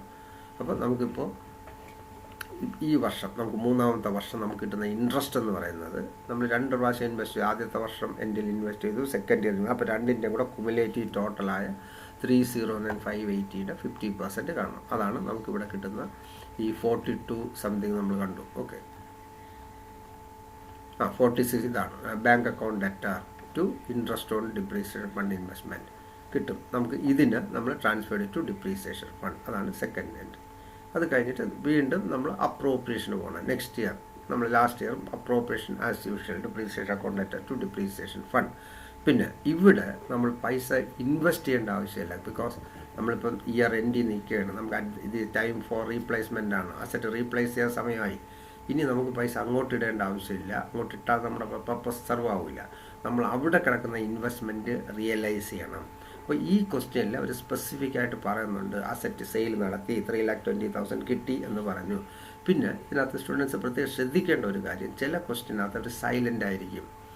ഡ്യൂ ഡേറ്റിന് ഇൻവെസ്റ്റ്മെൻറ്റ് റിയലൈസ് ചെയ്ത കാര്യം ഒന്നും പറയുന്നില്ലെങ്കിൽ നമ്മൾ ഇൻവെസ്റ്റ്മെൻറ്റിൽ എത്ര ബാലൻസ് ഉണ്ടോ അത് നമ്മൾ റിയലൈസ് ആയിട്ട് കാണിക്കണം. ബിക്കോസ് സിങ്കിങ് ഫണ്ട് ടേബിളിൻ്റെ എയിം അല്ലെങ്കിൽ മെയിൻ നമ്മൾ സ്റ്റാർട്ട് ചെയ്യുന്നതിൻ്റെ ലക്ഷ്യം തന്നെയാണ് നമ്മൾ പറയുന്നത് റിയലൈസബിൾ സെക്യൂരിറ്റിയിലേ നമ്മൾ ഇൻവെസ്റ്റ് ചെയ്യുള്ളൂ. അപ്പോൾ നമുക്ക് എന്തായാലും ഇൻവെസ്റ്റ്മെൻറ്റ് റിയലൈസ് ചെയ്തേ പറ്റൂ. അപ്പോൾ അതുകൊണ്ട് ചില ക്വസ്റ്റ്യനകത്ത് അവർ റിയലൈസ് പ്രത്യേകിച്ച് പറയുന്നില്ല എങ്കിൽ നമുക്ക് ആ എമൗണ്ട് തന്നെ ബൈ ബാങ്ക് റിയലൈസ് ആയിട്ട് കാണിക്കും. ഈ ക്വസ്റ്റ്യനിൽ പറഞ്ഞു. ഇനി ഫിഗർ പറയുമ്പം വേറൊരു പ്രശ്നം കൂടെ ഉള്ളത്, നമ്മൾ അസറ്റ് റിയലൈസ് ചെയ്യുമ്പോൾ അല്ലെങ്കിൽ സെയിൽ നടത്തുമ്പോൾ നമുക്കറിയാം സെക്യൂരിറ്റീസിൻ്റെ കേസൊക്കെ മാർക്കറ്റ് വാല്യൂ ഫ്ലക്ച്വേഷൻ ഉണ്ടാകും. ചിലപ്പോൾ കൂടിയും കുറഞ്ഞൊക്കെ ഇരിക്കും. അപ്പോൾ അങ്ങനെ എന്തെങ്കിലും നമുക്ക് ലാഭമോ നഷ്ടമൊക്കെ സംഭവിക്കാം. അപ്പോൾ അതും നമ്മളിവിടെ ശ്രദ്ധിക്കണം. ഓക്കെ, അപ്പോൾ ഇവിടെ നമ്മൾ ചെയ്യേണ്ടത് അടുത്ത 31/3/80 അടുത്ത എൻട്രി എന്ന് പറയുന്നത് നമ്മൾ അസറ്റ് ഇൻവെസ്റ്റ്മെൻറ്റ് റിയലൈസ് ചെയ്യുന്നു. ഇത് ക്വസ്റ്റ്യനിൽ അവർ ക്ലിയർ ആയിട്ട് പറയുന്നുണ്ട്. നമ്മൾ അസറ്റ് എത്ര രൂപയ്ക്ക് വിറ്റു എന്ന് പറയുന്നു. 3,20,000 അസറ്റ് സോൾഡ് കിടക്കും അല്ലേ. 3,20,000 വിറ്റതായിട്ട് പറയുന്നുണ്ട്. അപ്പോൾ ഈ 3,20,000 നമ്മളിവിടെ bank account letter sinking fund investment നമുക്ക് 3,20,000 കിട്ടി. ക്ലിയർ ആയല്ലോ. ഇനി നമ്മൾ ഇവിടെ ഈ സ്പോട്ടിൽ നമ്മൾ ഒരു കാര്യം കൂടി നമുക്ക് ജയലറി വരുന്നത്. അപ്പോൾ നമ്മൾ ഈ ഇൻവെസ്റ്റ്മെൻറ്റ് വിട്ട് നമുക്ക് ലാഭമാണോ നഷ്ടമാണോ എന്നറിയണം. അതിലൊരു കാര്യം ചെയ്യുക, തൽക്കാലം നമ്മൾ ഈ പോസ്റ്റിംഗ് മാത്രം നമ്മൾ ഡിപ്രീസിയേഷൻ ഫണ്ട് ഇൻവെസ്റ്റ്മെൻറ്റിൽ പോസ്റ്റ് ചെയ്യുക. ഓക്കെ, ഈ പോസ്റ്റിംഗ് നമ്മൾ വിറ്റ് കാശ് കിട്ടിയത് മാത്രം. അപ്പോൾ നമുക്ക് അവിടെ പ്രോഫിറ്റ് ഓർ ലോസ് നമുക്ക് കണ്ടുപിടിക്കാൻ പറ്റും. ഓക്കെ, അപ്പോൾ ഡിപ്രീസിയേഷൻ ഫണ്ട് ഇൻവെസ്റ്റ്മെൻറ്റ് അക്കൗണ്ടിൽ നമുക്കിപ്പോൾ ടു ബാലൻസ് ബ്രോഡ് ഓൺ 309,580 നിൽക്കുകയാണ്. നമുക്ക് കിട്ടുന്ന റിയലൈസ് ചെയ്ത് എത്ര കിട്ടി ബൈ ബാങ്ക് 3,20,000 കിട്ടി. ക്ലിയർ ആയല്ലോ. 3,20,000 ദാറ്റ് മീൻസ് നമുക്കറിയാം ഇവിടെ ഒരു ഗെയിൻ കിട്ടി. നമുക്കൊരു 10,420 നമുക്ക് സർപ്ലസ് കിട്ടിയിട്ടുണ്ട്. അപ്പോൾ നമ്മളിവിടെ പ്രത്യേകം ശ്രദ്ധിക്കണം. നമ്മൾ നേരത്തെ പഠിച്ചു സെക്യൂരിറ്റി ഇൻവെസ്റ്റ് ചെയ്തു, അതിന് ഇൻട്രസ്റ്റ് കിട്ടിയാലും നമ്മൾ എങ്ങോട്ട് ട്രാൻസ്ഫർ ചെയ്യും, ഡിപ്രീസിയേഷൻ ഫണ്ട്. അതുപോലെ ഇത് ഈ സെക്യൂരിറ്റിയായിട്ട് ബന്ധപ്പെട്ട് ഇൻവെസ്റ്റ്മെൻറ്റുമായിട്ട് ബന്ധപ്പെട്ട് എന്ത് ലോസ് ഓർ പ്രോഫിറ്റ് വന്നാൽ that also to be transferred to depreciation fund account. Okay, അപ്പോൾ ഇവിടെ നമ്മൾ ഈ difference to be transferred to depreciation fund. അപ്പോൾ നമ്മുടെ ജേണൽ എൻട്രി വേണമെങ്കിൽ ഇതിൻ്റെ എൻട്രി ആണെങ്കിൽ depreciation fund investment account letter to depreciation fund investment account letter to depreciation ഫണ്ടാണ്. ക്ലിയർ ആയല്ലോ. ഇത് നമ്മൾ ഇതായിരിക്കും ജേണൽ. ഇത് മനസ്സിലായല്ലോ. 10,420 കിട്ടിയതാണ് നമ്മുടെ ഇവിടുത്തെ ബാലൻസിങ് ഫിഗറാണ്. ഓക്കെ, അതായത് ഇൻവെസ്റ്റ്മെൻറ്റിൽ നമുക്ക് ഉണ്ടായിരുന്ന ആക്ച്വലി 309,580, ബട്ട് നമ്മൾ സെയിൽ എടുത്തിയപ്പോൾ 3,20,000 വിറ്റത് കൊണ്ടാണ് നമുക്ക് ആ ലാഭം വന്നത്. അതാണ് ഇവിടെ എഴുതിയ എൻട്രി. ഓക്കെ, ഡിപ്രീസിയേഷൻ നമുക്ക് കിട്ടി. Depreciation fund investment account letter to depreciation fund profit on realisation. എന്നിട്ട് നമ്മൾ ആസ് യൂഷ്വൽ കഴിഞ്ഞ വർഷം ചെയ്ത കണക്ക് profit appropriate to be transferred to P&L account. Then ഇവിടെ നമ്മൾ ലാസ്റ്റ് ഇയർ നമ്മൾ ലീസ് അക്കൗണ്ട് ഡെബിറ്റ് ബാലൻസ് കിടക്കാൻ അല്ലേ, അത് നമ്മൾ ക്ലോസ് ചെയ്ത് എങ്ങോട്ട് ട്രാൻസ്ഫർ ചെയ്യണം, ഡിപ്രീസിയേഷൻ ഫണ്ടിലോട്ട് ട്രാൻസ്ഫർ ചെയ്യുക. അപ്പോൾ നമ്മൾ ലീസ് അക്കൗണ്ട് ക്ലോസ് ചെയ്യുമ്പോൾ ലീസ് അക്കൗണ്ട് ഡെബിറ്റ് ബാലൻസ് ആണ് ഇവിടെ നമ്മൾ ബൈ ഡിപ്രീസിയേഷൻ ഫണ്ട് 5 lakh നമ്മൾ ട്രാൻസ്ഫർ ചെയ്യണം. ഓക്കെ, അപ്പോൾ ഈ 5 lakh എവിടെ പോസ്റ്റിംഗ് വരും, ഡിപ്രീസിയേഷൻ ഫണ്ട് അക്കൗണ്ടിൻ്റെ ഇവിടെ നമ്മൾ ബൈ ആണ്. അപ്പോൾ ഡിപ്രീസിയേഷൻ ഫണ്ട് അക്കൗണ്ടിൻ്റെ ഡെബിറ്റ് സൈഡ് വരും പോസ്റ്റിംഗ്. ഓക്കെ, ഡിപ്രീസിയേഷൻ ഫണ്ട് അക്കൗണ്ടിൻ്റെ ഡെബിറ്റ് സൈഡിൽ ടു ലീസ് 5 lakh. ക്ലിയർ ആയില്ല, ടു 5 lakh. അപ്പോൾ നമ്മൾ ശരിക്കും 5 ലക്ഷം രൂപയുടെ ഫണ്ട് നമുക്ക് കളക്ട് ചെയ്യാൻ വേണ്ടി നമ്മൾ സ്കീം ചേർന്നു. പക്ഷേ ഇവിടെ നമുക്ക് കുറച്ച് പൈസ അധികം കിട്ടി. 5 ലക്ഷം മതിയായിരുന്നു, ബട്ട് നമുക്ക് കുറച്ച് അധികം കിട്ടി ബിക്കോസ് ഓഫ് ആ ഇൻവെസ്റ്റ്മെൻറ്റ് റിയലൈസ് ചെയ്തതിൽ വന്ന പ്രോഫിറ്റാണ്. മറ്റേ സിംഗിൾ ഫണ്ട് ടേബിൾ പ്രകാരം 15% എടുക്കുമ്പോൾ ആൾമോസ്റ്റ് കറക്റ്റ് വരും. പിന്നെ സെക്യൂരിറ്റി റിയലൈസ് ചെയ്ത് തന്ന പ്രോഫിറ്റ് നമുക്കിവിടെ സർപ്ലസ് ആയിട്ട് കിടക്കും. ഓക്കെ, എനിവേ അത് നമ്മൾ ട്രാൻസ്ഫർ ടു PL അക്കൗണ്ട്. അപ്പോൾ ഇവിടെ ലീസ് അക്കൗണ്ട് ക്ലോസ് ചെയ്തു. അപ്പോൾ ടു ലീസ്, എന്നിട്ട് നമ്മൾ ഇവിടെ ക്രെഡിറ്റ് സൈഡിൽ നമ്മൾ പറഞ്ഞു 2 കാര്യം നമ്മൾ പോസ്റ്റ് ചെയ്യുന്നു. ഈ വർഷം കിട്ടിയ ഇൻട്രസ്റ്റ്, അതുപോലെ കറണ്ട് ഇയർ അപ്രോപ്രിയേഷൻ. ഇത്രയാണ് ഡിപ്രീസിയേഷൻ ഫണ്ടിലെ കറണ്ട് ഇയർ പോസ്റ്റിംഗ് അല്ലേ. ഡെബിറ്റ് സൈഡിൽ നമ്മൾ ടു ലീസ്. അപ്പോൾ എന്നിട്ട് അക്കൗണ്ട് ക്ലോസ് ചെയ്യുമ്പോൾ നമുക്ക് ഇവിടെ ഡിപ്രീസിയേഷൻ ഫണ്ടിൻ്റെ ഒരു എൻട്രി പോസ്റ്റിംഗ് വന്നു, പ്രോഫിറ്റ് ഓൺ സെയിൽ, അതും കിട്ടി. എന്നിട്ട് നമ്മൾ ഇത് അക്കൗണ്ട് ക്ലോസ് ചെയ്യുക. ഈ അക്കൗണ്ട് ക്ലോസ് ചെയ്യുമ്പോഴായിരിക്കും നമുക്ക് ബാലൻസ് കിട്ടുന്നത്. ഓക്കെ, നമുക്ക് ഇതിൻ്റെ ഡിഫറൻസ് ഡിപ്രീസിയേഷൻ ഫണ്ടിൽ നമുക്ക് ക്രെഡിറ്റ് സൈഡ് ടോട്ടൽ 5,10,423 കിട്ടും. അപ്പോൾ ഇത് ബാലൻസിങ് ഫെയർ ആണ്. ഇവിടെ പ്രോഫിറ്റ് ആൻഡ് ലോസ് ആയിട്ട് നമ്മൾ എടുക്കാൻ. ക്ലിയർ ആയല്ലോ, ഇത് ബാലൻസിങ് ഫെയർ ആണ്. പ്രോഫിറ്റ് ആൻഡ് ലോസ് 423 ആണ് ഈ വർഷം നമുക്ക് കിട്ടുന്ന ഈ സെക്യൂരിറ്റി കിട്ടിയ നമുക്ക് ഗെയിൻ എന്നേ ഉള്ളൂ. ഇത് to be transferred to P&L, അല്ലെങ്കിൽ നമുക്ക് ജനറൽ റിസർവിലോ ഒക്കെ ട്രാൻസ്ഫർ ചെയ്യാൻ കുഴപ്പമില്ല. ഈ ഡിപ്രീസിയേഷൻ ഫണ്ടിൻ്റെ ബാലൻസ് പ്രോഫിറ്റ് ആൻഡ് ലോസോ ജനറൽ റിസർവിലോട്ടോ ട്രാൻസ്ഫർ ചെയ്യാം, പ്രശ്നമൊന്നുമില്ല. ക്ലിയർ ആയല്ലോ. അപ്പോൾ നമുക്ക് അവസാനത്തെ വർഷത്തെ എൻട്രി ക്ലിയർ ആയല്ലോ. 31 ആദ്യം നമുക്ക് ഇൻട്രസ്റ്റ് കിട്ടും.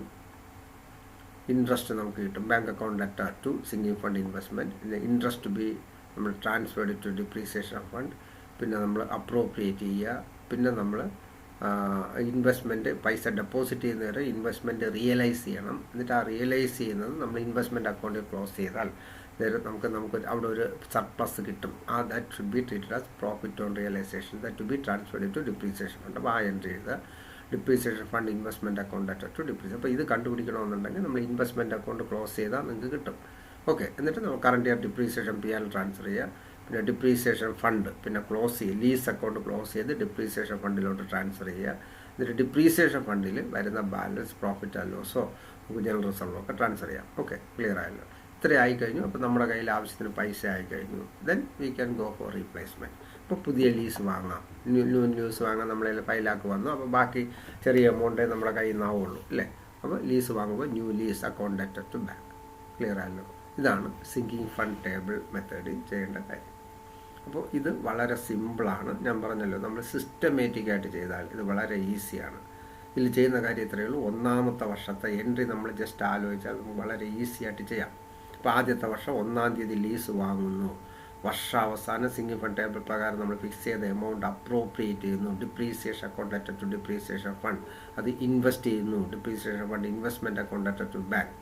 എന്നിട്ട് നമ്മൾ ആ ഡിപ്രീസിയേഷൻ ട്രാൻസ്ഫർ ടു P&L. ഇതാണ് ആദ്യത്തെ വർഷത്തെ എൻട്രി. രണ്ടാമത്തെ വർഷം നമുക്ക് ആദ്യം ഇൻവെസ്റ്റ് ചെയ്തതിൻ്റെ ഇൻട്രസ്റ്റ് കിട്ടും. That to be transferred to depreciation fund. പിന്നെ എഗെയിൻ നമ്മൾ ഡിപ്രീസിയേഷൻ അപ്രോപ്രിയേഷൻ എൻട്രി ചെയ്യുക, ഇൻവെസ്റ്റ് ചെയ്യുക, 3rd ഇയർ ഇൻവെസ്റ്റ് ചെയ്യുക. എന്നിട്ട് last depreciation to be transferred to P&L. Okay, ഇനി 3rd ഇയർ. ഇപ്പോൾ 3rd ഇയർ ലാസ്റ്റ് ഇയർ ആണ്. ഇപ്പോൾ നമ്മൾ ലീസ് പീരീഡ് 4 years ആണെങ്കിൽ നമ്മൾ 2nd ഇയർ എഴുതിയ എൻട്രി വീണ്ടും 3rd ഇയർ റിപ്പീറ്റ് ചെയ്യണമായിരുന്നു. ഓക്കെ, 2nd ഇയർ നമ്മൾ സപ്പോസ് ഈ ലീസ് 4th ഇയർ ആണ് തീർന്നുവെങ്കിൽ നമ്മൾ 3rd ഇയർ ഇൻട്രസ്റ്റ് കിട്ടും. Interest be transfer to sinking fund. Depreciation appropriate ചെയ്യുക, വീണ്ടും നമ്മൾ ഇൻട്രസ്റ്റും ചേർത്ത് റീഇൻവെസ്റ്റ് ചെയ്യണമായിരുന്നു. പക്ഷേ ഇവിടെ 3rd ഇയർ ആയതുകൊണ്ട് നമ്മൾ 3ാമത്തെ വർഷം അവസാനത്തെ വർഷം ആയതുകൊണ്ട് നമ്മൾ ട്രാൻസ്ഫർ ചെയ്യുന്നുണ്ട്. നമ്മൾ 2nd ഇയർ നമ്മൾ ഇൻവെസ്റ്റ് ചെയ്യുന്നില്ല, അല്ല 3rd ഇയർ നമ്മൾ ഇൻവെസ്റ്റ് ചെയ്യുന്നില്ല. ഓക്കെ, പകരം 3rd ഇയർ നമ്മൾ ഉണ്ടായിരുന്ന സെക്യൂരിറ്റി റിയലൈസ് ചെയ്യുന്നു. അതാണ് ഇവിടെ സംഭവിക്കുന്നത്. അപ്പോൾ 3ാമത്തെ വർഷം നമുക്ക് വരുന്ന എൻട്രിയിൽ വരുന്ന ചേഞ്ച്, ആദ്യം നമുക്ക് ഇൻട്രസ്റ്റ് കിട്ടും, ട്രാൻസ്ഫർ ചെയ്യണം, അപ്രോപ്രിയേറ്റ് ചെയ്യണം. പിന്നെ നമ്മൾ ഇൻവെസ്റ്റ്മെൻറ്റ് റിയലൈസ് ചെയ്യണം, വിറ്റ് ക്യാഷ് കിട്ടുമ്പോൾ നമ്മൾ ജസ്റ്റ് ഓപ്പോസിറ്റ്, കാരണം ഇൻവെസ്റ്റ് ചെയ്യുമ്പോൾ ടു ബാങ്കാണ്, ഇത് bank account letter to sinking fund investment. എന്നിട്ട് ഈ പോസ്റ്റിംഗ് അവർ ഇൻവെസ്റ്റ്മെൻറ്റ് റിയലൈസബിൾ വാല്യൂ തന്നതുകൊണ്ട് നമ്മൾ ആ ഫിഗർ ഇൻവെസ്റ്റ്മെൻറ്റ് അക്കൗണ്ടിൽ പോസ്റ്റ് ചെയ്താൽ നമുക്കതിനകത്ത് ഡിഫറൻസ്, പ്രോഫിറ്റ് ഓർ ലോസ് കണ്ടുപിടിക്കാൻ പറ്റും. എന്ത് വന്നാലും ഡിഫറൻസ് വന്നാൽ to be transferred to sinking fund depreciation fund account transfer ചെയ്യണം. എന്നിട്ട് നമ്മൾ ഡിപ്രീസിയേഷൻ ഇത് ലീസ് അക്കൗണ്ട് ക്ലോസ് ചെയ്ത് ഡിപ്രീസിയേഷൻ ഫണ്ടിലോട്ട് ട്രാൻസ്ഫർ ചെയ്യുക. എന്നിട്ട് അവിടെ ഡിഫറൻസ് വല്ലതും ഉണ്ടെങ്കിൽ to be transferred to general reserve or P&L. Okay. പിന്നെ നമുക്ക് മറ്റേ പുതിയ ലീസ് വാങ്ങുന്ന entry, lease account to bank. ഇത്രയാണ് സിങ്കിങ് ഫണ്ടിനകത്തുള്ളത്. ക്ലിയർ ആയല്ലോ?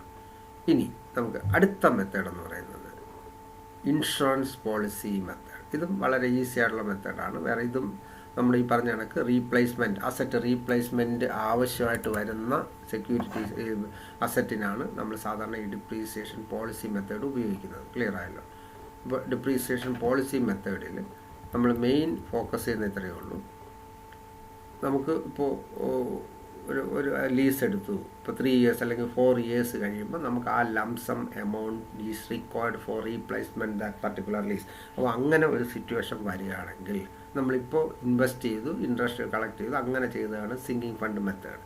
ഇവിടെ എന്ന് പറയുമ്പോൾ അങ്ങനെയല്ല. നമുക്ക് ആഫ്റ്റർ 3 years അല്ലെങ്കിൽ 4 years we required a lump sum amount, we approach the insurance company and take insurance policy. അപ്പോൾ നമ്മളൊരു ഇൻഷുറൻസ് പോളിസി എടുക്കും. അപ്പോൾ നമ്മൾ പറയുന്നത് ഇത്രയേ ഉള്ളൂ, നമുക്ക് 3 വർഷം അല്ലെങ്കിൽ 4 വർഷം കഴിയുമ്പോൾ ഇത്രയും എമൗണ്ട് നമുക്ക് തരണം എന്ന് പറയും. അപ്പോൾ അവർ പറയുന്ന എമൗണ്ട് നമ്മൾ എല്ലാ വർഷവും പ്രീമിയം അടച്ചുകൊണ്ടിരിക്കുക. അപ്പോൾ ഇവിടെ വരുന്ന ഒരു ഡിഫറൻറ്റ് എന്ന് പറഞ്ഞാൽ സിങ്കിങ് ഫണ്ട് ടേബിളും ഇൻഷുറൻസ് പോളിസിയും തമ്മിലുള്ള ഒരു ഡിഫറൻസ് എന്ന് പറയുന്നത് നമ്മൾ amount advance, premium in advance ആയിട്ട് അടയ്ക്കേണ്ടി വരും. ക്ലിയർ ആയല്ലോ? ഇൻ അഡ്വാൻസ് ആയിട്ട് അടയ്ക്കുക. എല്ലാ വർഷവും ബിഗിനിങ്ങിൽ നമ്മൾ പ്രീമിയം അടയ്ക്കണം. അതാണ് മെയിനായിട്ട് വരുന്ന വ്യത്യാസം. ക്ലിയർ ആയല്ലോ?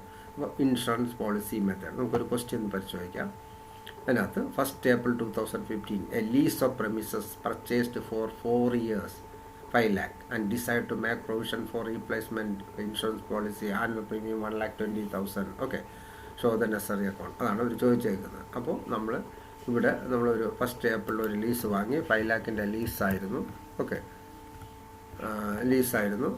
അതിന് decide to take insurance policy എടുക്കാൻ തീരുമാനിച്ചു, 1,20,000. ഓക്കെ. അപ്പോൾ ഇവിടെയും നമുക്കിവിടെ വരുന്ന അക്കൗണ്ട്സ് എന്ന് പറഞ്ഞാൽ ലെഡ്ജർ അക്കൗണ്ട് മെയിനായിട്ട് വരയ്ക്കേണ്ടി വരുന്ന ഒന്ന് ലീസ് അക്കൗണ്ട് വേണം. എന്തായിരുന്നാലും അസറ്റാണ്, ലീസ് അക്കൗണ്ട് വേണം. പിന്നെ അടുത്ത മെയിനായിട്ട് വരയ്ക്കേണ്ട അക്കൗണ്ട് ഒന്ന്, നമ്മൾ പോളിസി എടുക്കുകയാണെങ്കിൽ ഇപ്പോൾ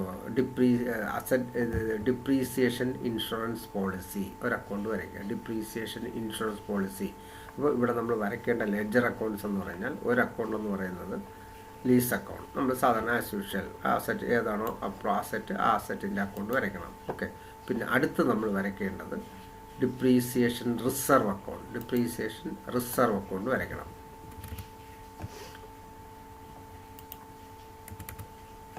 ഡിപ്രീസിയേഷൻ റിസർവ് അക്കൗണ്ട് വരയ്ക്കണം. പിന്നെ നമ്മുടെ depreciation insurance policy account, depreciation policy അക്കൗണ്ടോ അല്ലെങ്കിൽ ഡിപ്രീസിയേഷൻ ഇൻഷുറൻസ് പോളിസി അക്കൗണ്ടോ പറയാം, കുഴപ്പമില്ല. ഡിപ്രീസിയേഷൻ പോളിസി അക്കൗണ്ടെന്നോ ഡിപ്രീസിയേഷൻ ഇൻഷുറൻസ് പോളിസി അക്കൗണ്ടെന്നോ എടുക്കാം.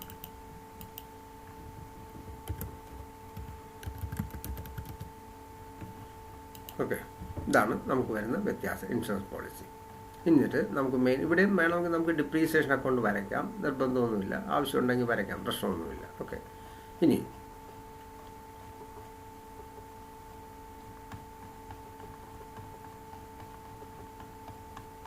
നമുക്ക് ക്വസ്റ്റ്യൻ പരിശോധിക്കാം. ആദ്യത്തെ വർഷം ഇവിടെ നമ്മൾ 5 ലക്ഷം രൂപയുടെ ലീസ് വാങ്ങുന്നു. ഫസ്റ്റ് എൻട്രി സെയിം തന്നെ, lease account letter to bank. Clear ആയല്ലോ? ഇനി ഇവിടെ ഞാൻ പറഞ്ഞു നമ്മൾ ഇൻഷുറൻസ് പോളിസി എടുത്തുകൊണ്ട് 1-ാം തീയതി തന്നെ നമ്മൾ പ്രീമിയം അടയ്ക്കണം. അപ്പോൾ 1-ാം തീയതി നമ്മൾ പ്രീമിയം അടയ്ക്കുമ്പോൾ depreciation insurance policy account letter to bank, depreciation insurance policy account letter to bank. Okay. ഇത് വർഷാവസാനം നമുക്ക് അപ്രോപ്രിയേഷൻ എപ്പോഴും വർഷാവസാനം പറ്റുള്ളൂ, ബിഗിനിങ് പറ്റില്ല. ഓക്കെ. അപ്പോൾ നമ്മൾ ഇയർ എൻഡിൽ അപ്രോപ്രിയേറ്റ് ചെയ്യുമ്പോൾ depreciation account letter to depreciation reserve. Clear ആയല്ലോ? ഇത്രയേ ഉള്ളൂ. എന്നിട്ട് നമ്മൾ ഡിപ്രീസിയേഷൻ നമ്മൾ ഡെബിറ്റ് ചെയ്തു, nominal account to be transferred to P&L account. അപ്പോൾ ഈ 4 എൻട്രിയാണ് നമുക്ക് ആദ്യത്തെ വർഷം വരുന്നത്. 1-ാം തീയതി ലീസ് വാങ്ങുന്നു, same day we are remitting insurance premium. അപ്പോൾ നമ്മൾ ഏത് അക്കൗണ്ടിനെ ഡെബിറ്റ് ചെയ്യും? ഡിപ്രീസിയേഷൻ ഇൻഷുറൻസ് പോളിസി അക്കൗണ്ടിനെ ഡെബിറ്റ് ചെയ്യണം. ഓക്കെ. എന്നിട്ട് വർഷാവസാനം അപ്രോപ്രിയേറ്റ് ചെയ്യുമ്പോൾ depreciation account to depreciation reserve. എന്നിട്ട് നമ്മൾ ആ ഡിപ്രീസിയേഷൻ P&L ട്രാൻസ്ഫർ ചെയ്യുക. ഇതാണ് ഒരു ഒന്നാമത്. നമ്മൾ അതിൻ്റെ കറസ്പോണ്ടിങ് അക്കൗണ്ടിലെല്ലാം ലെഡ്ജർ അക്കൗണ്ടിലൊക്കെ പോസ്റ്റ് ചെയ്യുക. Balance carry down broad down. അപ്പോൾ ബാലൻസ് ബ്രോഡ് ഡൗൺ ചെയ്യുമ്പോൾ ഡിപ്രീസിയേഷൻ റിസർവ് അസറ്റിൽ ലീസിൽ ഡെബിറ്റ് ബാലൻസ് ആയിരിക്കും 5 lakh. ലീസ് അക്കൗണ്ടിൽ ഡെബിറ്റ് ബാലൻസ് 5 lakh വരും. മറ്റേ ഈ ഡിപ്രീസിയേഷൻ റിസർവ് അക്കൗണ്ടിൽ ക്രെഡിറ്റ് ബാലൻസ് ആയിരിക്കും. റിസർവിൽ ക്രെഡിറ്റ് ബാലൻസ് ആയിരിക്കും. Balance carry down, balance brought down ആയിരിക്കും വരിക. പിന്നെ ഇൻഷുറൻസ് പോളിസി അക്കൗണ്ടിൽ ഡെബിറ്റ് ബാലൻസ് ആയിരിക്കും 1,20,000 വരിക. ക്ലിയർ ആയോ? ഇതാണ് ആദ്യത്തെ വർഷം. ഇനി സെക്കൻഡ് ഇയർ നമ്മൾ സെയിം തിങ് റിപ്പീറ്റ് ചെയ്യുക. സെക്കൻഡ് ഇയർ നമ്മൾ 1-ാം തീയതി പ്രീമിയം അടയ്ക്കണം. വർഷാവസാനം അപ്രോപ്രിയേറ്റ് ചെയ്യുക. അതിൻ്റെ സിംഗിൾ ഫണ്ട് ട്രാൻസ്ഫർ ചെയ്യുക. ഇത്രയേ ഉള്ളൂ. വേറെ മാറ്റങ്ങളൊന്നുമില്ല. ഓക്കെ. ആദ്യത്തെ വർഷം നമ്മൾ lease account added to bank, then depreciation account added to bank നമ്മൾ ഡിപ്രീസിയേഷൻ ട്രാൻസ്ഫർ ചെയ്യുന്നു. ഇതിൻ്റെ കറസ്പോണ്ടിങ് പോസ്റ്റ് ചെയ്യുക, P&L ട്രാൻസ്ഫർ ചെയ്യുന്നു. ഇനി തേർഡ് ഇയറും സെയിം തന്നെയാണ്. 1-ാം തീയതി നമ്മൾ പോളിസി പ്രീമിയം അടയ്ക്കും.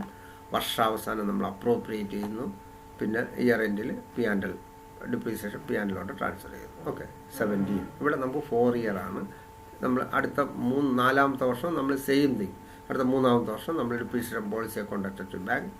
അതുപോലെ ഇയർ എൻഡിൽ നമ്മൾ ഡിപ്രീസിയേഷൻ റിസർവ് അപ്രോപ്രിയേറ്റ് ചെയ്യും, P&L ട്രാൻസ്ഫർ ചെയ്യും.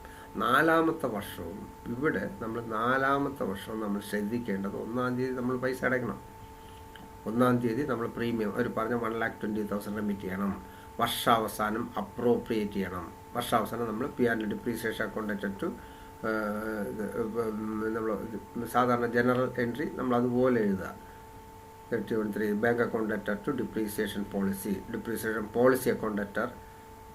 അല്ലേ? നമുക്ക് ഇവിടെ നമുക്ക് വരുന്ന വ്യത്യാസം എന്ന് പറഞ്ഞാൽ ഈ 31/3/19 ആകുമ്പോൾ നമ്മുടെ പോളിസി മെച്ചുവേർഡായി നമ്മൾ ഡ്യൂ ഡേറ്റ് ആകുമ്പോഴത്തേക്ക് നമുക്ക് ക്യാഷ് കിട്ടും.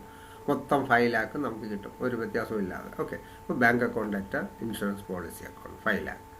അപ്പോൾ ഇവിടെ നമുക്ക് നേരത്തെ പറഞ്ഞ കണക്ക് ഒരു വ്യത്യാസം സംഭവിക്കാം. നമ്മൾ എല്ലാ വർഷവും പ്രീമിയം അടയ്ക്കുന്നു 1,20,000 വെച്ച് 4 years ആകുമ്പോൾ നമുക്ക് ആക്ച്വലി നമ്മൾ അടച്ച എത്രയായിരിക്കും? 1,20,000 into 4 ആകുമ്പോൾ 4,80,000 അല്ലേ? അത് നമുക്ക് സിമ്പിളായിട്ട് അക്കൗണ്ട്സിൽ തന്നെ മനസ്സിലാകും. നമ്മൾ ആ ഇൻഷുറൻസ് പോളിസി അക്കൗണ്ട് എടുത്താൽ നമുക്കറിയാം. ആദ്യത്തെ വർഷം നമ്മൾ 120 അടച്ചു, സെക്കൻഡ് ഇയർ 120 അടച്ചു, 240 ആയി. അടുത്ത തേർഡ് ഇയർ, അടുത്ത 4th ഇയർ. അപ്പോൾ നമുക്കിവിടെ കിട്ടിയേക്കുന്ന ഈ എമൗണ്ട് എന്ന് പറയുന്നത് ടോട്ടൽ നമ്മളിൽ നിൽക്കുന്നത് ഇൻഷുറൻസ് പോളിസി അക്കൗണ്ടിൽ നമുക്ക് ടോട്ടൽ നമുക്ക് നിൽക്കുന്നത് ഡെബിറ്റ് സൈഡിൽ 360. അപ്പോൾ 360 ആണ്. 1,480 നമ്മൾ 120 എടുത്ത് ടോട്ടൽ 480 നമ്മുടെ കയ്യിൽ ബാലൻസ് കാണും. ഓക്കെ. ഇൻഷുറൻസ് പോളിസിയിൽ ഡെബിറ്റ് സൈഡിൽ 480 നിൽക്കും. ബട്ട് ആക്ച്വലി ബൈ ബാങ്ക് നമുക്ക് വിറ്റ് എത്ര കിട്ടും? 5 lakh. അപ്പോൾ ഈ ഡിഫറൻസ് നമ്മൾ എന്തായി ട്രീറ്റ് ചെയ്യും? ഇതാണ് നമ്മൾ പ്രോഫിറ്റ് ഓൺ റിയലൈസേഷൻ ആണ്, അല്ലേ? നമുക്ക് ഈ പോളിസി എടുത്തതിൽ നമുക്ക് കിട്ടാൻ നേട്ടം. അപ്പോൾ this amount to be transferred. നമ്മൾ നേരത്തെ പറഞ്ഞു എന്ത് ഗെയിൻ ഓർ ലോസ് വന്നാലും to be transferred to depreciation fund. But ഇവിടെ നമ്മൾ ഏത് അക്കൗണ്ടാണ് ഉപയോഗിക്കുന്നത്? ഡിപ്രീസിയേഷൻ റിസർവ് അക്കൗണ്ടിലോട്ട് ട്രാൻസ്ഫർ ചെയ്യണം. ക്ലിയർ ആയല്ലോ? 2 lakh. അതാണ് വ്യത്യാസം. അപ്പോൾ നമുക്ക് എക്സാക്റ്റ് 5 lakh കിട്ടും. എന്നിട്ട് നമ്മൾ ആ ലീസ് അക്കൗണ്ട് ക്ലോസ് ചെയ്ത് ഡിപ്രീസിയേഷൻ റിസർവ് ട്രാൻസ്ഫർ ചെയ്യുക. ലീസ് അക്കൗണ്ട് നമ്മൾ ക്ലോസ് ചെയ്ത് ലീസ് അക്കൗണ്ടിൽ ബൈ ഡിപ്രീസിയേഷൻ റിസർവ് 5 lakh. അത് നമ്മൾ ഡിപ്രീസിയേഷൻ റിസർവ് അക്കൗണ്ട് ട്രാൻസ്ഫർ ചെയ്യുക. ഇവിടെ നമുക്ക് വേറെ ഡിപ്രീസിയേഷൻ റിസർവിൽ വേറെ ബാലൻസ് ഒന്നും വരില്ല. Because we are taken insurance policy exact amount we are got. അല്ലേ? ഇവിടെ സർപ്ലസോ ഡെഫിസിറ്റോ ഒന്നുമില്ല. നമ്മൾ മറ്റ് സെക്യൂരിറ്റിയിലൊക്കെ ഇൻവെസ്റ്റ് ചെയ്യണമെങ്കിൽ there is chance of a price fluctuation. ഇവിടെ ആ ചേഞ്ച് വരില്ല. ക്ലിയർ ആയല്ലോ? ഇതാണ് നമുക്ക് ഇൻഷുറൻസ് പോളിസി മെത്തേഡ്. അപ്പോൾ ഈ 2 മെത്തേഡ് നമ്മൾ ഉദ്ദേശിക്കുന്ന കാര്യം ഇത്രയേ ഉള്ളൂ. ഒരു ലീസ് അല്ലെങ്കിൽ ഒരു പർട്ടിക്കുലർ റീപ്ലേസ്മെൻറ്റ് അത്യാവശ്യമായിട്ട് വരുന്ന അസറ്റിനാണ് നമ്മൾ ഈ 2 മെത്തേഡ് ഉപയോഗിക്കുന്നത്. 2 മെത്തേഡ് നമ്മൾ ഫൈനൽ എയിം എന്ന് പറയുന്നത് ഇത്രയേ ഉള്ളൂ. ആ ലീസ് പീരീഡ് കംപ്ലീറ്റ് ആകുമ്പോഴത്തേക്ക് നമുക്ക് കിട്ടാനുള്ള പൈസ അക്യൂമുലേറ്റ് ചെയ്യുക എന്നുള്ളതാണ്. ഓക്കെ. അപ്പോൾ ഇത് 2 മെത്തേഡും ക്ലിയർ ആയല്ലോ. ഇനി നമുക്ക് അടുത്തത് നമുക്ക് മെയിനായിട്ട് വരുന്ന കാര്യങ്ങളെന്ന് പറയുന്നത് ഇനിയുള്ള ചെറിയ കുറച്ച് മെത്തേഡ്സ് ഉണ്ട്. അതിനകത്ത് ഫസ്റ്റ് നമുക്ക് പഠിക്കാം ആന്യൂറ്റി മെത്തേഡ്. അപ്പോൾ ആന്യൂറ്റി മെത്തേഡ് എന്ന് പറഞ്ഞാൽ കുറച്ചും കൂടെ നമ്മൾ സാധാരണ ഡിപ്രീസിയേഷൻ ചാർജ് ചെയ്യുന്നത് സയൻറ്റിഫിക്കായിട്ട് ചാർജ് ചെയ്യുന്നു. ബിക്കോസ് നമ്മൾ ഈ അസറ്റ് വാങ്ങാൻ മുടക്കുന്ന ഇൻവെസ്റ്റ്മെൻറ്റ് നമ്മൾ വേറെ എവിടെയെങ്കിലും ഇൻവെസ്റ്റ് ചെയ്തിരുന്നെങ്കിൽ അതിൽ നിന്ന് നമുക്ക് റിട്ടേൺ കിട്ടുമായിരുന്നല്ലോ. അപ്പോൾ ആ റിട്ടേൺ കൂടി കവർ ചെയ്യുന്ന രീതിക്ക് നമ്മൾ പ്ലാൻ ചെയ്യുന്നതാണ് നമ്മൾ ആന്യൂറ്റി മെത്തേഡ് എന്ന് പറയുന്നത്. ക്ലിയർ ആയോ? Annuity method. So this method is scientific method and for it to recognize the time value of money and hence regard the real cost using long-lived asset equivalent to actual amount invested plus probable sacrifice interest which the firm would have earned it invested somewhere else. വേറെ എവിടെയെങ്കിലും നമ്മൾ invest ചെയ്തിരുന്നുവെങ്കിൽ നമുക്ക് അതിൻ്റെ return കിട്ടുമായിരുന്നല്ലോ ഈ പൈസ. അപ്പോൾ അതും കൂടി കവർ ചെയ്യുന്ന രീതിക്ക് നമ്മൾ സയൻറ്റിഫിക്കായിട്ട് കണ്ടുപിടിക്കുന്നതാണ് ഈ ആന്യൂറ്റി മെത്തേഡ്. ഇവിടെയും നമ്മൾ നേരത്തെ പറഞ്ഞ കണക്ക് സിങ്കിങ് ഫണ്ട് ടേബിൾ പറഞ്ഞ പ്രകാരം ആന്യൂറ്റി ടേബിൾ പ്രകാരം നമുക്ക് ഇത്ര വർഷം കൊണ്ട് ഇത്ര രൂപ കിട്ടണം. അപ്പോൾ ഒരു വർഷം നമ്മൾ എത്ര രൂപ ഡിപ്രീസിയേഷനായിട്ട് ചാർജ് ചെയ്യണം ആന്യൂറ്റി ടേബിൾ പ്രകാരം നമുക്ക് കിട്ടുന്ന ഫിഗറിൻ്റെ ബേസിൽ ചെയ്യാം. ഓക്കെ, അപ്പോൾ ഇവിടെ നമ്മൾ ഈ ക്വസ്റ്റ്യൻ പരിശോധിക്കാം. A firm purchase 4-year lease 1 lakh on 1st April it is decided to write off depreciation annuity method presuming the rate of interest 15% per annum. The annuity table shows a sum of rupees. Table പ്രകാരം 35,27. ചില ക്വസ്റ്റ്യനിൽ അവർ ഡയറക്റ്റായിട്ട് ഈ figure തരും, അല്ലെങ്കിൽ ചില ക്വസ്റ്റ്യനിൽ bracket, അതാണ് ജസ്റ്റ് ഞാൻ ബ്രാക്കറ്റ് കാണിച്ചതേ ഉള്ളൂ. നമ്മളിപ്പോൾ ചെയ്ത സിങ്കിങ് ഫണ്ടിൽ അവർ ആന്യൂറ്റി ആ ടേബിൾ പ്രകാരം ആ ഫിഗറാണ് നമ്മൾ ഫ്രാക്ഷനാണ് തന്നിരുന്നത്. ഇവിടെ നമുക്ക് ഫിഗറും തന്നിട്ടുണ്ട്, ബ്രാക്കറ്റിൽ ഞാൻ ഇതും കൂടി തന്നു. സപ്പോസ് ഇങ്ങനെ തന്നാൽ നമ്മൾ ചെയ്യേണ്ട എത്രയേ ഉള്ളൂ. Table shows annuity 1 rupee for 4 years at 15%, 350,265 ആണ്. അപ്പോൾ ഇവിടെ നമ്മളെ സംബന്ധിച്ച് ഈ ഫിഗറിനെ നമ്മൾ 1 lakh കൊണ്ട് മൾട്ടിപ്ലൈ ചെയ്താൽ നമുക്ക് ഈ എമൗണ്ട് കിട്ടും, അത്രയേ ഉള്ളൂ. ഓക്കെ, അപ്പോൾ ഇതാണ് ഒരു വർഷം നമ്മൾ അപ്രോപ്രിയേറ്റ് ചെയ്യേണ്ടത്. ഇപ്പോൾ ഇതിനകത്ത് ഈ എമൗണ്ട് എന്ന് പറയുന്നത്, ഈ ഡിപ്രീസിയേഷൻ എമൗണ്ട് എന്ന് പറയുമ്പം നമ്മുടെ ഇൻവെസ്റ്റ്മെൻറ്റും അതിന് ചേർന്ന ഇൻട്രസ്റ്റ് 15% ഇൻട്രസ്റ്റും കൂടി കവർ ചെയ്ത് നമുക്ക് ഡിപ്രീസിയേഷൻ കളക്ട് ചെയ്യാൻ പറ്റും. ഓക്കെ, അപ്പോൾ ഇവിടെ നമുക്ക് നോക്കാം. 4 years ആണ്, 1 lakh ഇൻവെസ്റ്റ് ചെയ്തു. അപ്പോൾ 4 വർഷം കൊണ്ട് ഇതിൻ്റെ ഇൻട്രസ്റ്റ് അടക്കം നമുക്ക് കിട്ടും. ക്ലിയർ ആയോ? അപ്പോൾ ഇവിടെ കണക്ക് ചെയ്യേണ്ട എത്രയേ ഉള്ളൂ. Depreciation 1st January 1/4/2015 to bank 1 lakh. Okay, എന്നിട്ട് ആ വർഷത്തെ ഇൻട്രസ്റ്റ് നമ്മൾ ഇയർ എൻഡ് ട്രാൻസ്ഫർ ചെയ്യുക 15%. അപ്പോൾ 1 lakhൻ്റെ 15% എത്ര വരും? 15,000 ബൈ ഡിപ്രീസിയേഷൻ. ഡിപ്രീസിയേഷൻ ഫിക്സഡ് ആയിരിക്കും, സെയിം ആയിരിക്കും, 35 ബാലൻസ് ചെയ്യുക. വീണ്ടും 2nd year നമ്മൾ ആദ്യത്തെ വർഷം നമ്മൾ 1st January അസറ്റ് വാങ്ങുന്നു ടു ബാങ്ക് 1 lakh. ഓക്കെ, ഇനി 1ാമത്തെ വർഷം അസറ്റ് വാങ്ങുന്നു, പിന്നെ അവർ ഡിപ്രീസിയേഷൻ ആന്യൂറ്റി മെത്തേഡ് ചാർജ് ചെയ്യുന്നു. ആന്യൂറ്റി മെത്തേഡ് ചെയ്യുന്നതുകൊണ്ട് നമ്മൾ ആദ്യം ചെയ്യേണ്ട ഇതിൻ്റെ ഇൻട്രസ്റ്റ് 15%. ക്വസ്റ്റ്യൻ പറയുന്നുണ്ട് 15% ഇൻട്രസ്റ്റ് കിട്ടും, അത് ചാർജ് ചെയ്യുക. എന്നിട്ട് നമ്മൾ പറയുന്ന ഡിപ്രീസിയേഷൻ അവർ പറഞ്ഞ പ്രകാരമുള്ള ഡിപ്രീസിയേഷൻ കട്ട് ചെയ്യുക. അക്കൗണ്ട് ക്ലോസ് ചെയ്ത് ബാലൻസ് ക്യാരി ഡൗൺ ഡൗൺ. അടുത്ത വർഷം വീണ്ടും നമുക്ക് ഈ കിട്ടുന്ന എമൗണ്ടിൻ്റെ ഇൻട്രസ്റ്റ് 15% എത്രയാണോ ഔട്ട്സ്റ്റാൻഡിംഗ് ഉള്ള അതിൻ്റെ 15% കാണും. എന്നിട്ട് ബൈ ഡിപ്രീസിയേഷൻ സെയിം ഫിഗർ ചെയ്യുന്നത് കുഴപ്പമില്ല, അത് ബാലൻസ് ക്യാരി ഡൗൺ ഡൗൺ ചെയ്യുക. അടുത്ത വർഷം വീണ്ടും നമ്മൾ സെയിം, ഇവിടെ ബാലൻസ് 56,942 വന്നു, വീണ്ടും നമ്മൾ അതിൻ്റെ 15% കാണും. എന്നിട്ട് ബൈ ഡിപ്രീസിയേഷൻ സെയിം എമൗണ്ട്. ഇനി ലാസ്റ്റ് ഇയർ നമ്മൾ ഇത്രയും ബാലൻസ് ഇപ്പോൾ ഉണ്ട്. ഇവിടെ നമ്മൾ ആക്ച്വലി ഇൻട്രസ്റ്റ് കാണാതിരിക്കുകയാണ് നല്ലത്. കാണാം, നമുക്ക് ഇൻട്രസ്റ്റ് കാൽക്കുലേറ്റ് ചെയ്യാം, ആൾമോസ്റ്റ് കറക്റ്റ് ആയിരിക്കും. ബട്ട് ചെറിയ ഈ പറഞ്ഞ കണക്ക് നമ്മൾ ആന്യൂറ്റി ടേബിൾ പ്രകാരമൊക്കെ എടുക്കുന്നതുകൊണ്ട് ചെറിയ ഫ്രാക്ഷനൊക്കെ ഡിഫറൻസ് വരാൻ സാധ്യതയുണ്ട്. അതുകൊണ്ട് നമ്മൾ ലാസ്റ്റ് ഇയർ വരുമ്പോൾ നമ്മൾ ചെയ്യേണ്ട ബൈ ഡിപ്രീസിയേഷൻ 35,027 എടുത്തിട്ട് ഇവിടെ ബാലൻസിങ് ഫിയർ ഇൻട്രസ്റ്റ് ആയിട്ട് എടുക്കുക. കാൽക്കുലേറ്റ് ചെയ്താലും ആൾമോസ്റ്റ് കറക്റ്റ് വരും, പ്രശ്നമൊന്നുമില്ല. ബട്ട് നമ്മൾ എങ്കിലും ഈ പറഞ്ഞ ഒരു ചെറിയ ഫ്രാക്ഷൻ ഡിഫറൻസ് വരാൻ സാധ്യതയുണ്ട്, അതുകൊണ്ട് ഇവിടെ എടുക്കുക. ഇത്രയേ ഉള്ളൂ. Annuity table, annuity method clear ആയല്ലോ. അപ്പോൾ ആന്യൂറ്റി മെത്തേഡ് ചെയ്യേണ്ട കാര്യം എത്രയേ ഉള്ളൂ. ക്വസ്റ്റ്യനകത്ത് അവർ പ്രത്യേകം പറയും ഇത്ര രൂപ ഒരു വർഷം നമുക്ക് അപ്രോപ്രിയേറ്റ് ചെയ്യണമെന്ന് പറയും, എത്ര ഇൻട്രസ്റ്റ് ആണെന്നുള്ളതും പറയും. അപ്പോൾ നമ്മൾ ചെയ്യുന്ന ടു ബാങ്ക് ഇൻവെസ്റ്റ്മെൻറ്റ് വാങ്ങുന്നു, എന്നിട്ട് ഓരോ വർഷം നമുക്ക് എത്രയാണോ അസറ്റിൽ ഔട്ട്സ്റ്റാൻഡിങ് ബാലൻസ് നിൽക്കുന്നത് അതിൻ്റെ ഇൻട്രസ്റ്റും കൂടെ ചേർത്താണ് ഡിപ്രീസിയേഷൻ നമ്മൾ. അതാണ് സയൻറ്റിഫിക്കലായിട്ടാണ് നമ്മൾ ഇത് കാൽക്കുലേഷൻ വരുന്നത്. ക്ലിയർ ആയല്ലോ. അപ്പോൾ ഇവിടെ ചെയ്യേണ്ട 1 lakh interest by depreciation balance ചെയ്യുക. അടുത്ത വർഷം എത്ര ബാലൻസ് വന്നു അതിന് വീണ്ടും ഇൻട്രസ്റ്റ് കാണുക ബൈ ഡിപ്രീസിയേഷൻ. ഇത്രയേ ഉള്ളൂ ആന്യൂറ്റി മെത്തേഡ്. ക്ലിയർ ആയല്ലോ. ഇനി നമുക്ക് അടുത്ത 2-3 മെത്തേഡ് ഉള്ളത്. നെക്സ്റ്റ് വൺ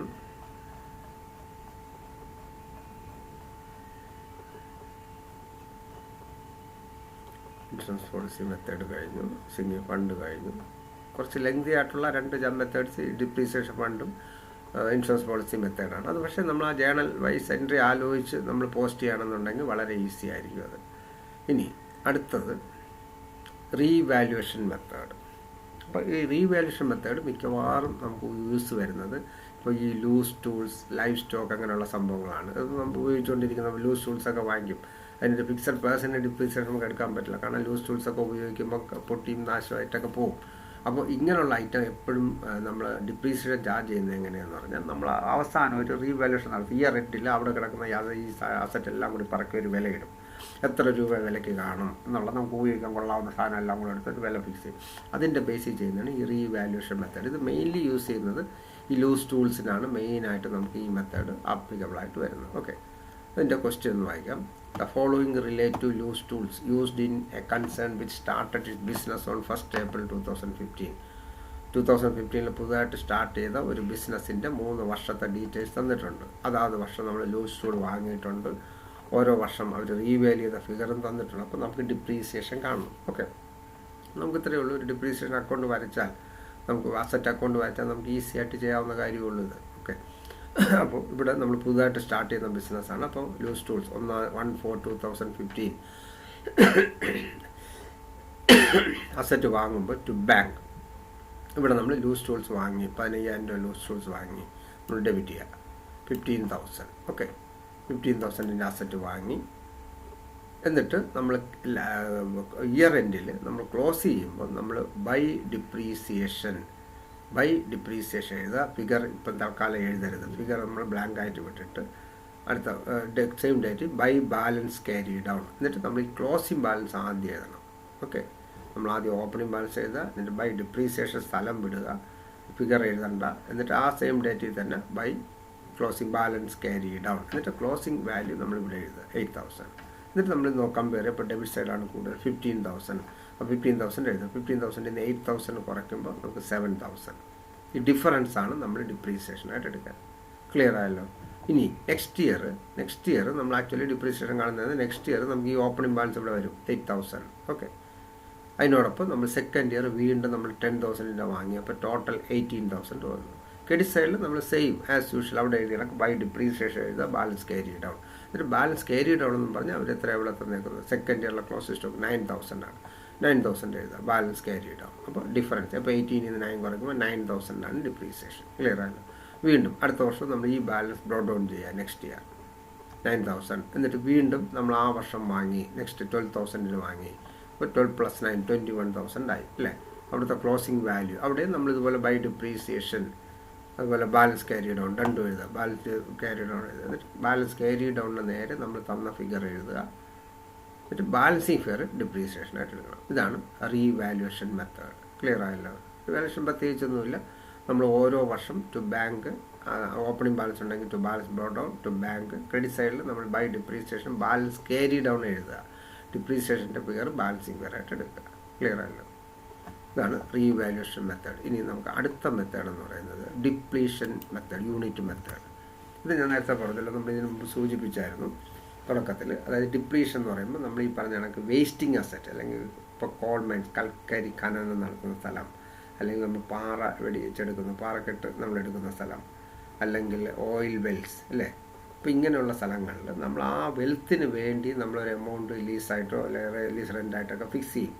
ഫോർ എക്സാമ്പിൾ നമ്മളൊരു കോൾ മൈനിൽ സപ്പോസ് നമുക്കൊരു 1 lakh അല്ലെങ്കിൽ 10,000 ടൺ നമുക്ക് എന്തെങ്കിലും കോളോ അല്ലെങ്കിൽ കോൾ നമുക്ക് എക്സ്ട്രാക്ട് ചെയ്യാനാണ് നമ്മൾ ഉദ്ദേശിച്ചത്. ഒരു 10,000 ടണ്ണിന് എക്സ്ട്രാക്ട് ചെയ്യാനായിട്ട് നമ്മളൊരു 1 lakh rupees മൊത്തം ലീസ് റെൻറ്റ് കൊടുക്കുകയാണെങ്കിൽ നമ്മൾ പെർ ടണ്ണ് നമ്മൾ എത്ര രൂപ എടുക്കണം എന്നുള്ള ആ ബേസ് വെച്ചിട്ട് പെർ ടൺ കണ്ടുപിടിച്ചിട്ട് നമ്മൾ കാൽക്കുലേറ്റ് ചെയ്യുക depreciation. Okay, depletion unit method. This method is providing depreciation adopted in the case of wasting asset. Okay, wasting asset നാണ് ഇത് മെയിനായിട്ട് ഉപയോഗിക്കുന്നത്. വേസ്റ്റിംഗ് അസറ്റ് ആണ്. അതുപോലെ under this method the total cost of mine is divided by the total expected output or units to arrive at depreciation. നമ്മൾ ആ total output divide ചെയ്തായിരിക്കും നമ്മൾ figure arrive ചെയ്യുന്നത്. ക്വസ്റ്റ്യൻ വായിക്കുമ്പോൾ മനസ്സിലാവുന്ന പ്രശ്നമൊന്നുമില്ല, വളരെ ഈസിയാണ്. AB Limited acquired quarry അല്ലേ 1st April 2000 cost 1 crore. It was expected that it would yield 10 lakh ton of granite. അപ്പോൾ 1 crore rupees കൊടുത്തു. നമുക്കവിടെ പ്രതീക്ഷിക്കുന്ന ഗ്രാനൈറ്റ് എന്ന് പറയുന്നത് 10 lakh ton ആണ്. അപ്പോൾ ഇവിടെ നമ്മൾ കണ്ടുപിടിക്കേണ്ടത് കോസ്റ്റ് റേറ്റ് പെർ ടൺ കണ്ടുപിടിക്കണം. റേറ്റ് പെർ ടൺ കണ്ടുപിടിക്കുക ഈസിയാണ്, കുഴപ്പമൊന്നുമില്ല. നമുക്കിവിടെ ടോട്ടൽ എമൗണ്ട് കൊടുത്ത് ഇൻവെസ്റ്റഡ് എമൗണ്ട് എന്ന് പറഞ്ഞാൽ 1 crore ആണ്. നമ്മളവിടെയുള്ള വെൽത്ത് എന്ന് പറയുന്നത് 10 lakh tons ആണ്. അപ്പോൾ 1 crore divide by 10 lakh rupees 10 per ton ആണ് നമുക്ക് ഇവിടെ വരുന്ന റേറ്റ്. ഓക്കെ, അപ്പോൾ ഓരോ വർഷത്തെ ഇപ്പോൾ 2015-16 1 lakh ton ആണെങ്കിൽ 1 lakh ഇൻറ്റു 10 lakh. അടുത്ത 120 ആണെങ്കിൽ ഇൻറ്റു 10 12 lakh. അതുപോലെ 150 ആണെങ്കിൽ 115 lakh. ഇത്രയേ ഉള്ളൂ. നമ്മൾ asset depreciation account as usual same തന്നെ നമ്മൾ വരയ്ക്കുക.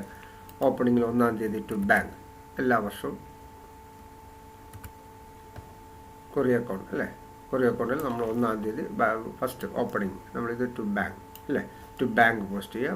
ബൈ ഡിപ്രീസിയേഷൻ നമ്മൾ ഈ കണ്ടുപിടിക്കുന്ന ഡിപ്രീസിയേഷൻ എഴുതുക. അത്രയേ ഉള്ളൂ. 10 lakh കഴിഞ്ഞിട്ട് ബാലൻസ് ചെയ്യുക. അടുത്ത വർഷം അതുപോലെ നെക്സ്റ്റ് ഇയർ ഡിപ്രീസിയേഷൻ എഴുതുക. അപ്പോൾ ഡിപ്രീസിയേഷൻ ഇവിടെ നമ്മൾ കാൽക്കുലേറ്റ് ചെയ്യുന്ന ബേസ്ഡ് ഓൺ ഔട്ട്പുട്ട്. ഓരോ വർഷത്തെ ഔട്ട്പുട്ട് എത്ര വരുന്നു, ആനുവൽ ഔട്ട്പുട്ടിൻ്റെ ബേസിലായിരിക്കും നമ്മൾ ഡിപ്രീസിയേഷൻ വർക്കൗട്ട്. അതുകൊണ്ടാണ് ഇതിൻ്റെ ഔട്ട്പുട്ട് അല്ലെങ്കിൽ നമ്മളെന്താ മെത്തേഡ് എന്ന് പറയുന്നത്, ഡിപ്ലീഷൻ യൂണിറ്റ് മെത്തേഡ് എന്ന് പറയുന്നത്. എത്രത്തോളം നമുക്ക് യൂണിറ്റ് എക്സ്ട്രാക്ട് ചെയ്യുന്നു അതനുസരിച്ച് അവിടെ വെൽത്ത് കുറഞ്ഞുകൊണ്ട് വരുന്നു, അതനുസരിച്ച് പ്രൊപ്പോർഷനേറ്റ് ആയിട്ട് ഡിപ്രീസിയേഷൻ കുറയുന്നു. അതുപോലെ അടുത്ത മെത്തേഡ് എന്ന് പറയുന്നത് അത് ഇതുപോലെ വരുന്നതാണ് sum of years digit method. Sum of years digit method എന്ന് പറയുമ്പോൾ ഇവിടെ നമ്മൾ ഡിപ്രീസിയേഷൻ കാണുന്ന ഫോമിൽ number of years of remaining life of asset including current year, നമ്മൾ എത്ര വർഷം ടോട്ടൽ ലൈഫ് ഓഫ് ഇയേഴ്സ് ഉണ്ട് അതിനെ total all digit representing life of asset കൊണ്ട് ഡിവൈഡ് ചെയ്യും. അത്രയേ ഉള്ളൂ. അപ്പോൾ ഇവിടെ കമ്പനി പർച്ചേസ്ഡ് മെഷീനറി, ഇപ്പോൾ 3 lakh machinery on 1st April, expected work 3 years ആണ്. അപ്പോൾ അതിൻ്റെ ലൈഫ് എന്ന് പറഞ്ഞാൽ ഒന്നാമത്തെ വാങ്ങുന്ന സമയത്തിന് അതിന് ലൈഫ് എത്ര വർഷമുണ്ട്, 3 വർഷം. നെക്സ്റ്റ് ഇയർ ആകുമ്പോഴത്തേക്ക് എത്രയായിട്ട് കുറയും, അടുത്ത വർഷം 2 year, അടുത്ത വർഷം 1 year. അപ്പോൾ ആ ലൈഫിനെ നമ്മളിങ്ങനെ 3 സ്പാനായിട്ട് തിരിക്കണം. അപ്പോൾ അതായത് നമ്മൾ അസറ്റ് വാങ്ങുന്നു, ഇതിന് മൊത്തം എത്ര ലൈഫുണ്ട്, 3 വർഷം. അത്രയേ ഉള്ളൂ. അപ്പോൾ 1 വർഷം കഴിഞ്ഞു, അടുത്ത വർഷം ഇനി നമ്മൾ നോക്കുക അസറ്റിന് എത്ര ലൈഫുണ്ട്, 2 year. അതുപോലെ അടുത്ത രണ്ടാമത്തെ വർഷവും കഴിഞ്ഞു, 3-ാമത്തെ വർഷം സ്റ്റാർട്ടിങ്ങിൽ നിന്ന് ആലോചിക്കുക ഇനി എത്ര കാലമുണ്ട്, 1 വർഷം ഉപയോഗിക്കുക. അത്രയേ ഉള്ളൂ. അതാണ് ആ ഡിജിറ്റ് എടുത്തിട്ട്, അതാണ് ഡിജിറ്റ് ഓഫ് 3 years. എന്നിട്ട് ഇതിൻ്റെ സം എടുക്കുക. അപ്പോൾ 6 നമ്മൾ ഡിപ്രീസിയേഷൻ കാണുന്നത് എങ്ങനെയാണെന്ന് പറഞ്ഞാൽ 3 lakh ഇൻറ്റു ഈ റേഷ്യോയിൽ ടോട്ടൽ 6 ഔട്ട് ഓഫ് 6. ആദ്യത്തെ വർഷം 3/6, സെക്കൻഡ് ഇയർ 2/6, ദെൻ 1/6. ഇത്രയേ ഉള്ളൂ. ഇതാണ് sum of digit method. Clear ആയല്ലോ?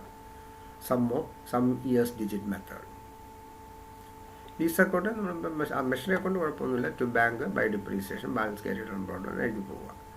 ഇനി അടുത്തത് മെഷീൻ അവർ റേറ്റ് മെത്തേഡ്. അപ്പോൾ ഇതും ഈ പറഞ്ഞ കണക്ക് മെഷീൻ അവർ റേറ്റ് മെത്തേഡ് കണ്ടുപിടിക്കണമെങ്കിൽ നമ്മൾ ഒരു മെഷീനറിയുടെ ലൈഫ് ഇൻ അവേഴ്സിൽ തന്നാൽ മാത്രമേ നമുക്ക് ഇങ്ങനെ കണ്ടുപിടിക്കാൻ പറ്റുള്ളൂ അല്ലേ. ഒരു മെഷീനറി ഇത്ര അവേഴ്സാണ് വർക്കിംഗ് ലൈഫ് എന്ന് പറയുകയാണെങ്കിൽ നമുക്ക് ഈസി ആയിട്ട് മെഷീൻ അവർ റേറ്റ് ചെയ്യാൻ പറ്റും.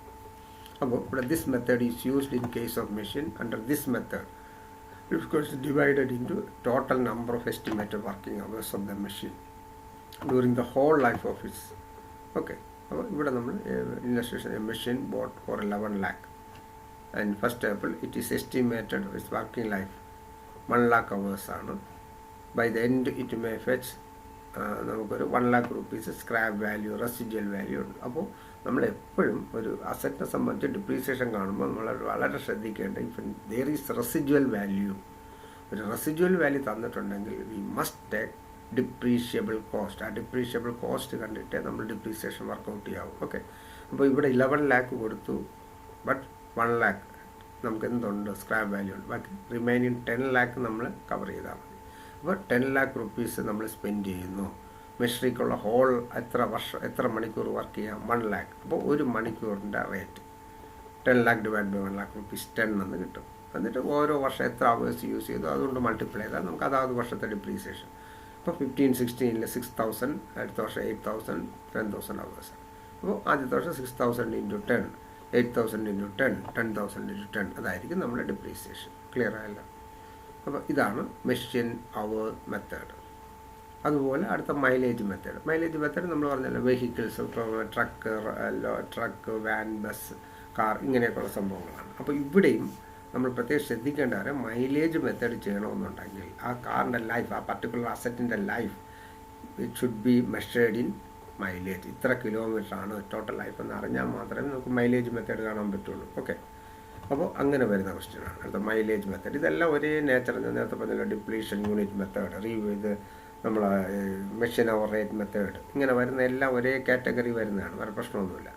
a truck is bought 21 lakh on 1st April 2000. It is estimated that its working life will be by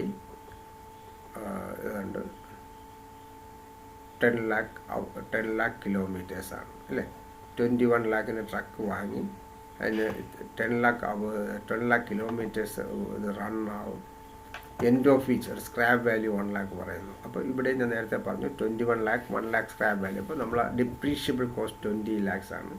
20 lakhs divide by 10 lakh അല്ലേ. 10 lakh ആകുമ്പോൾ നമുക്ക് എത്ര കിട്ടും? 2 per കിലോമീറ്റർ എന്ന് കിട്ടും.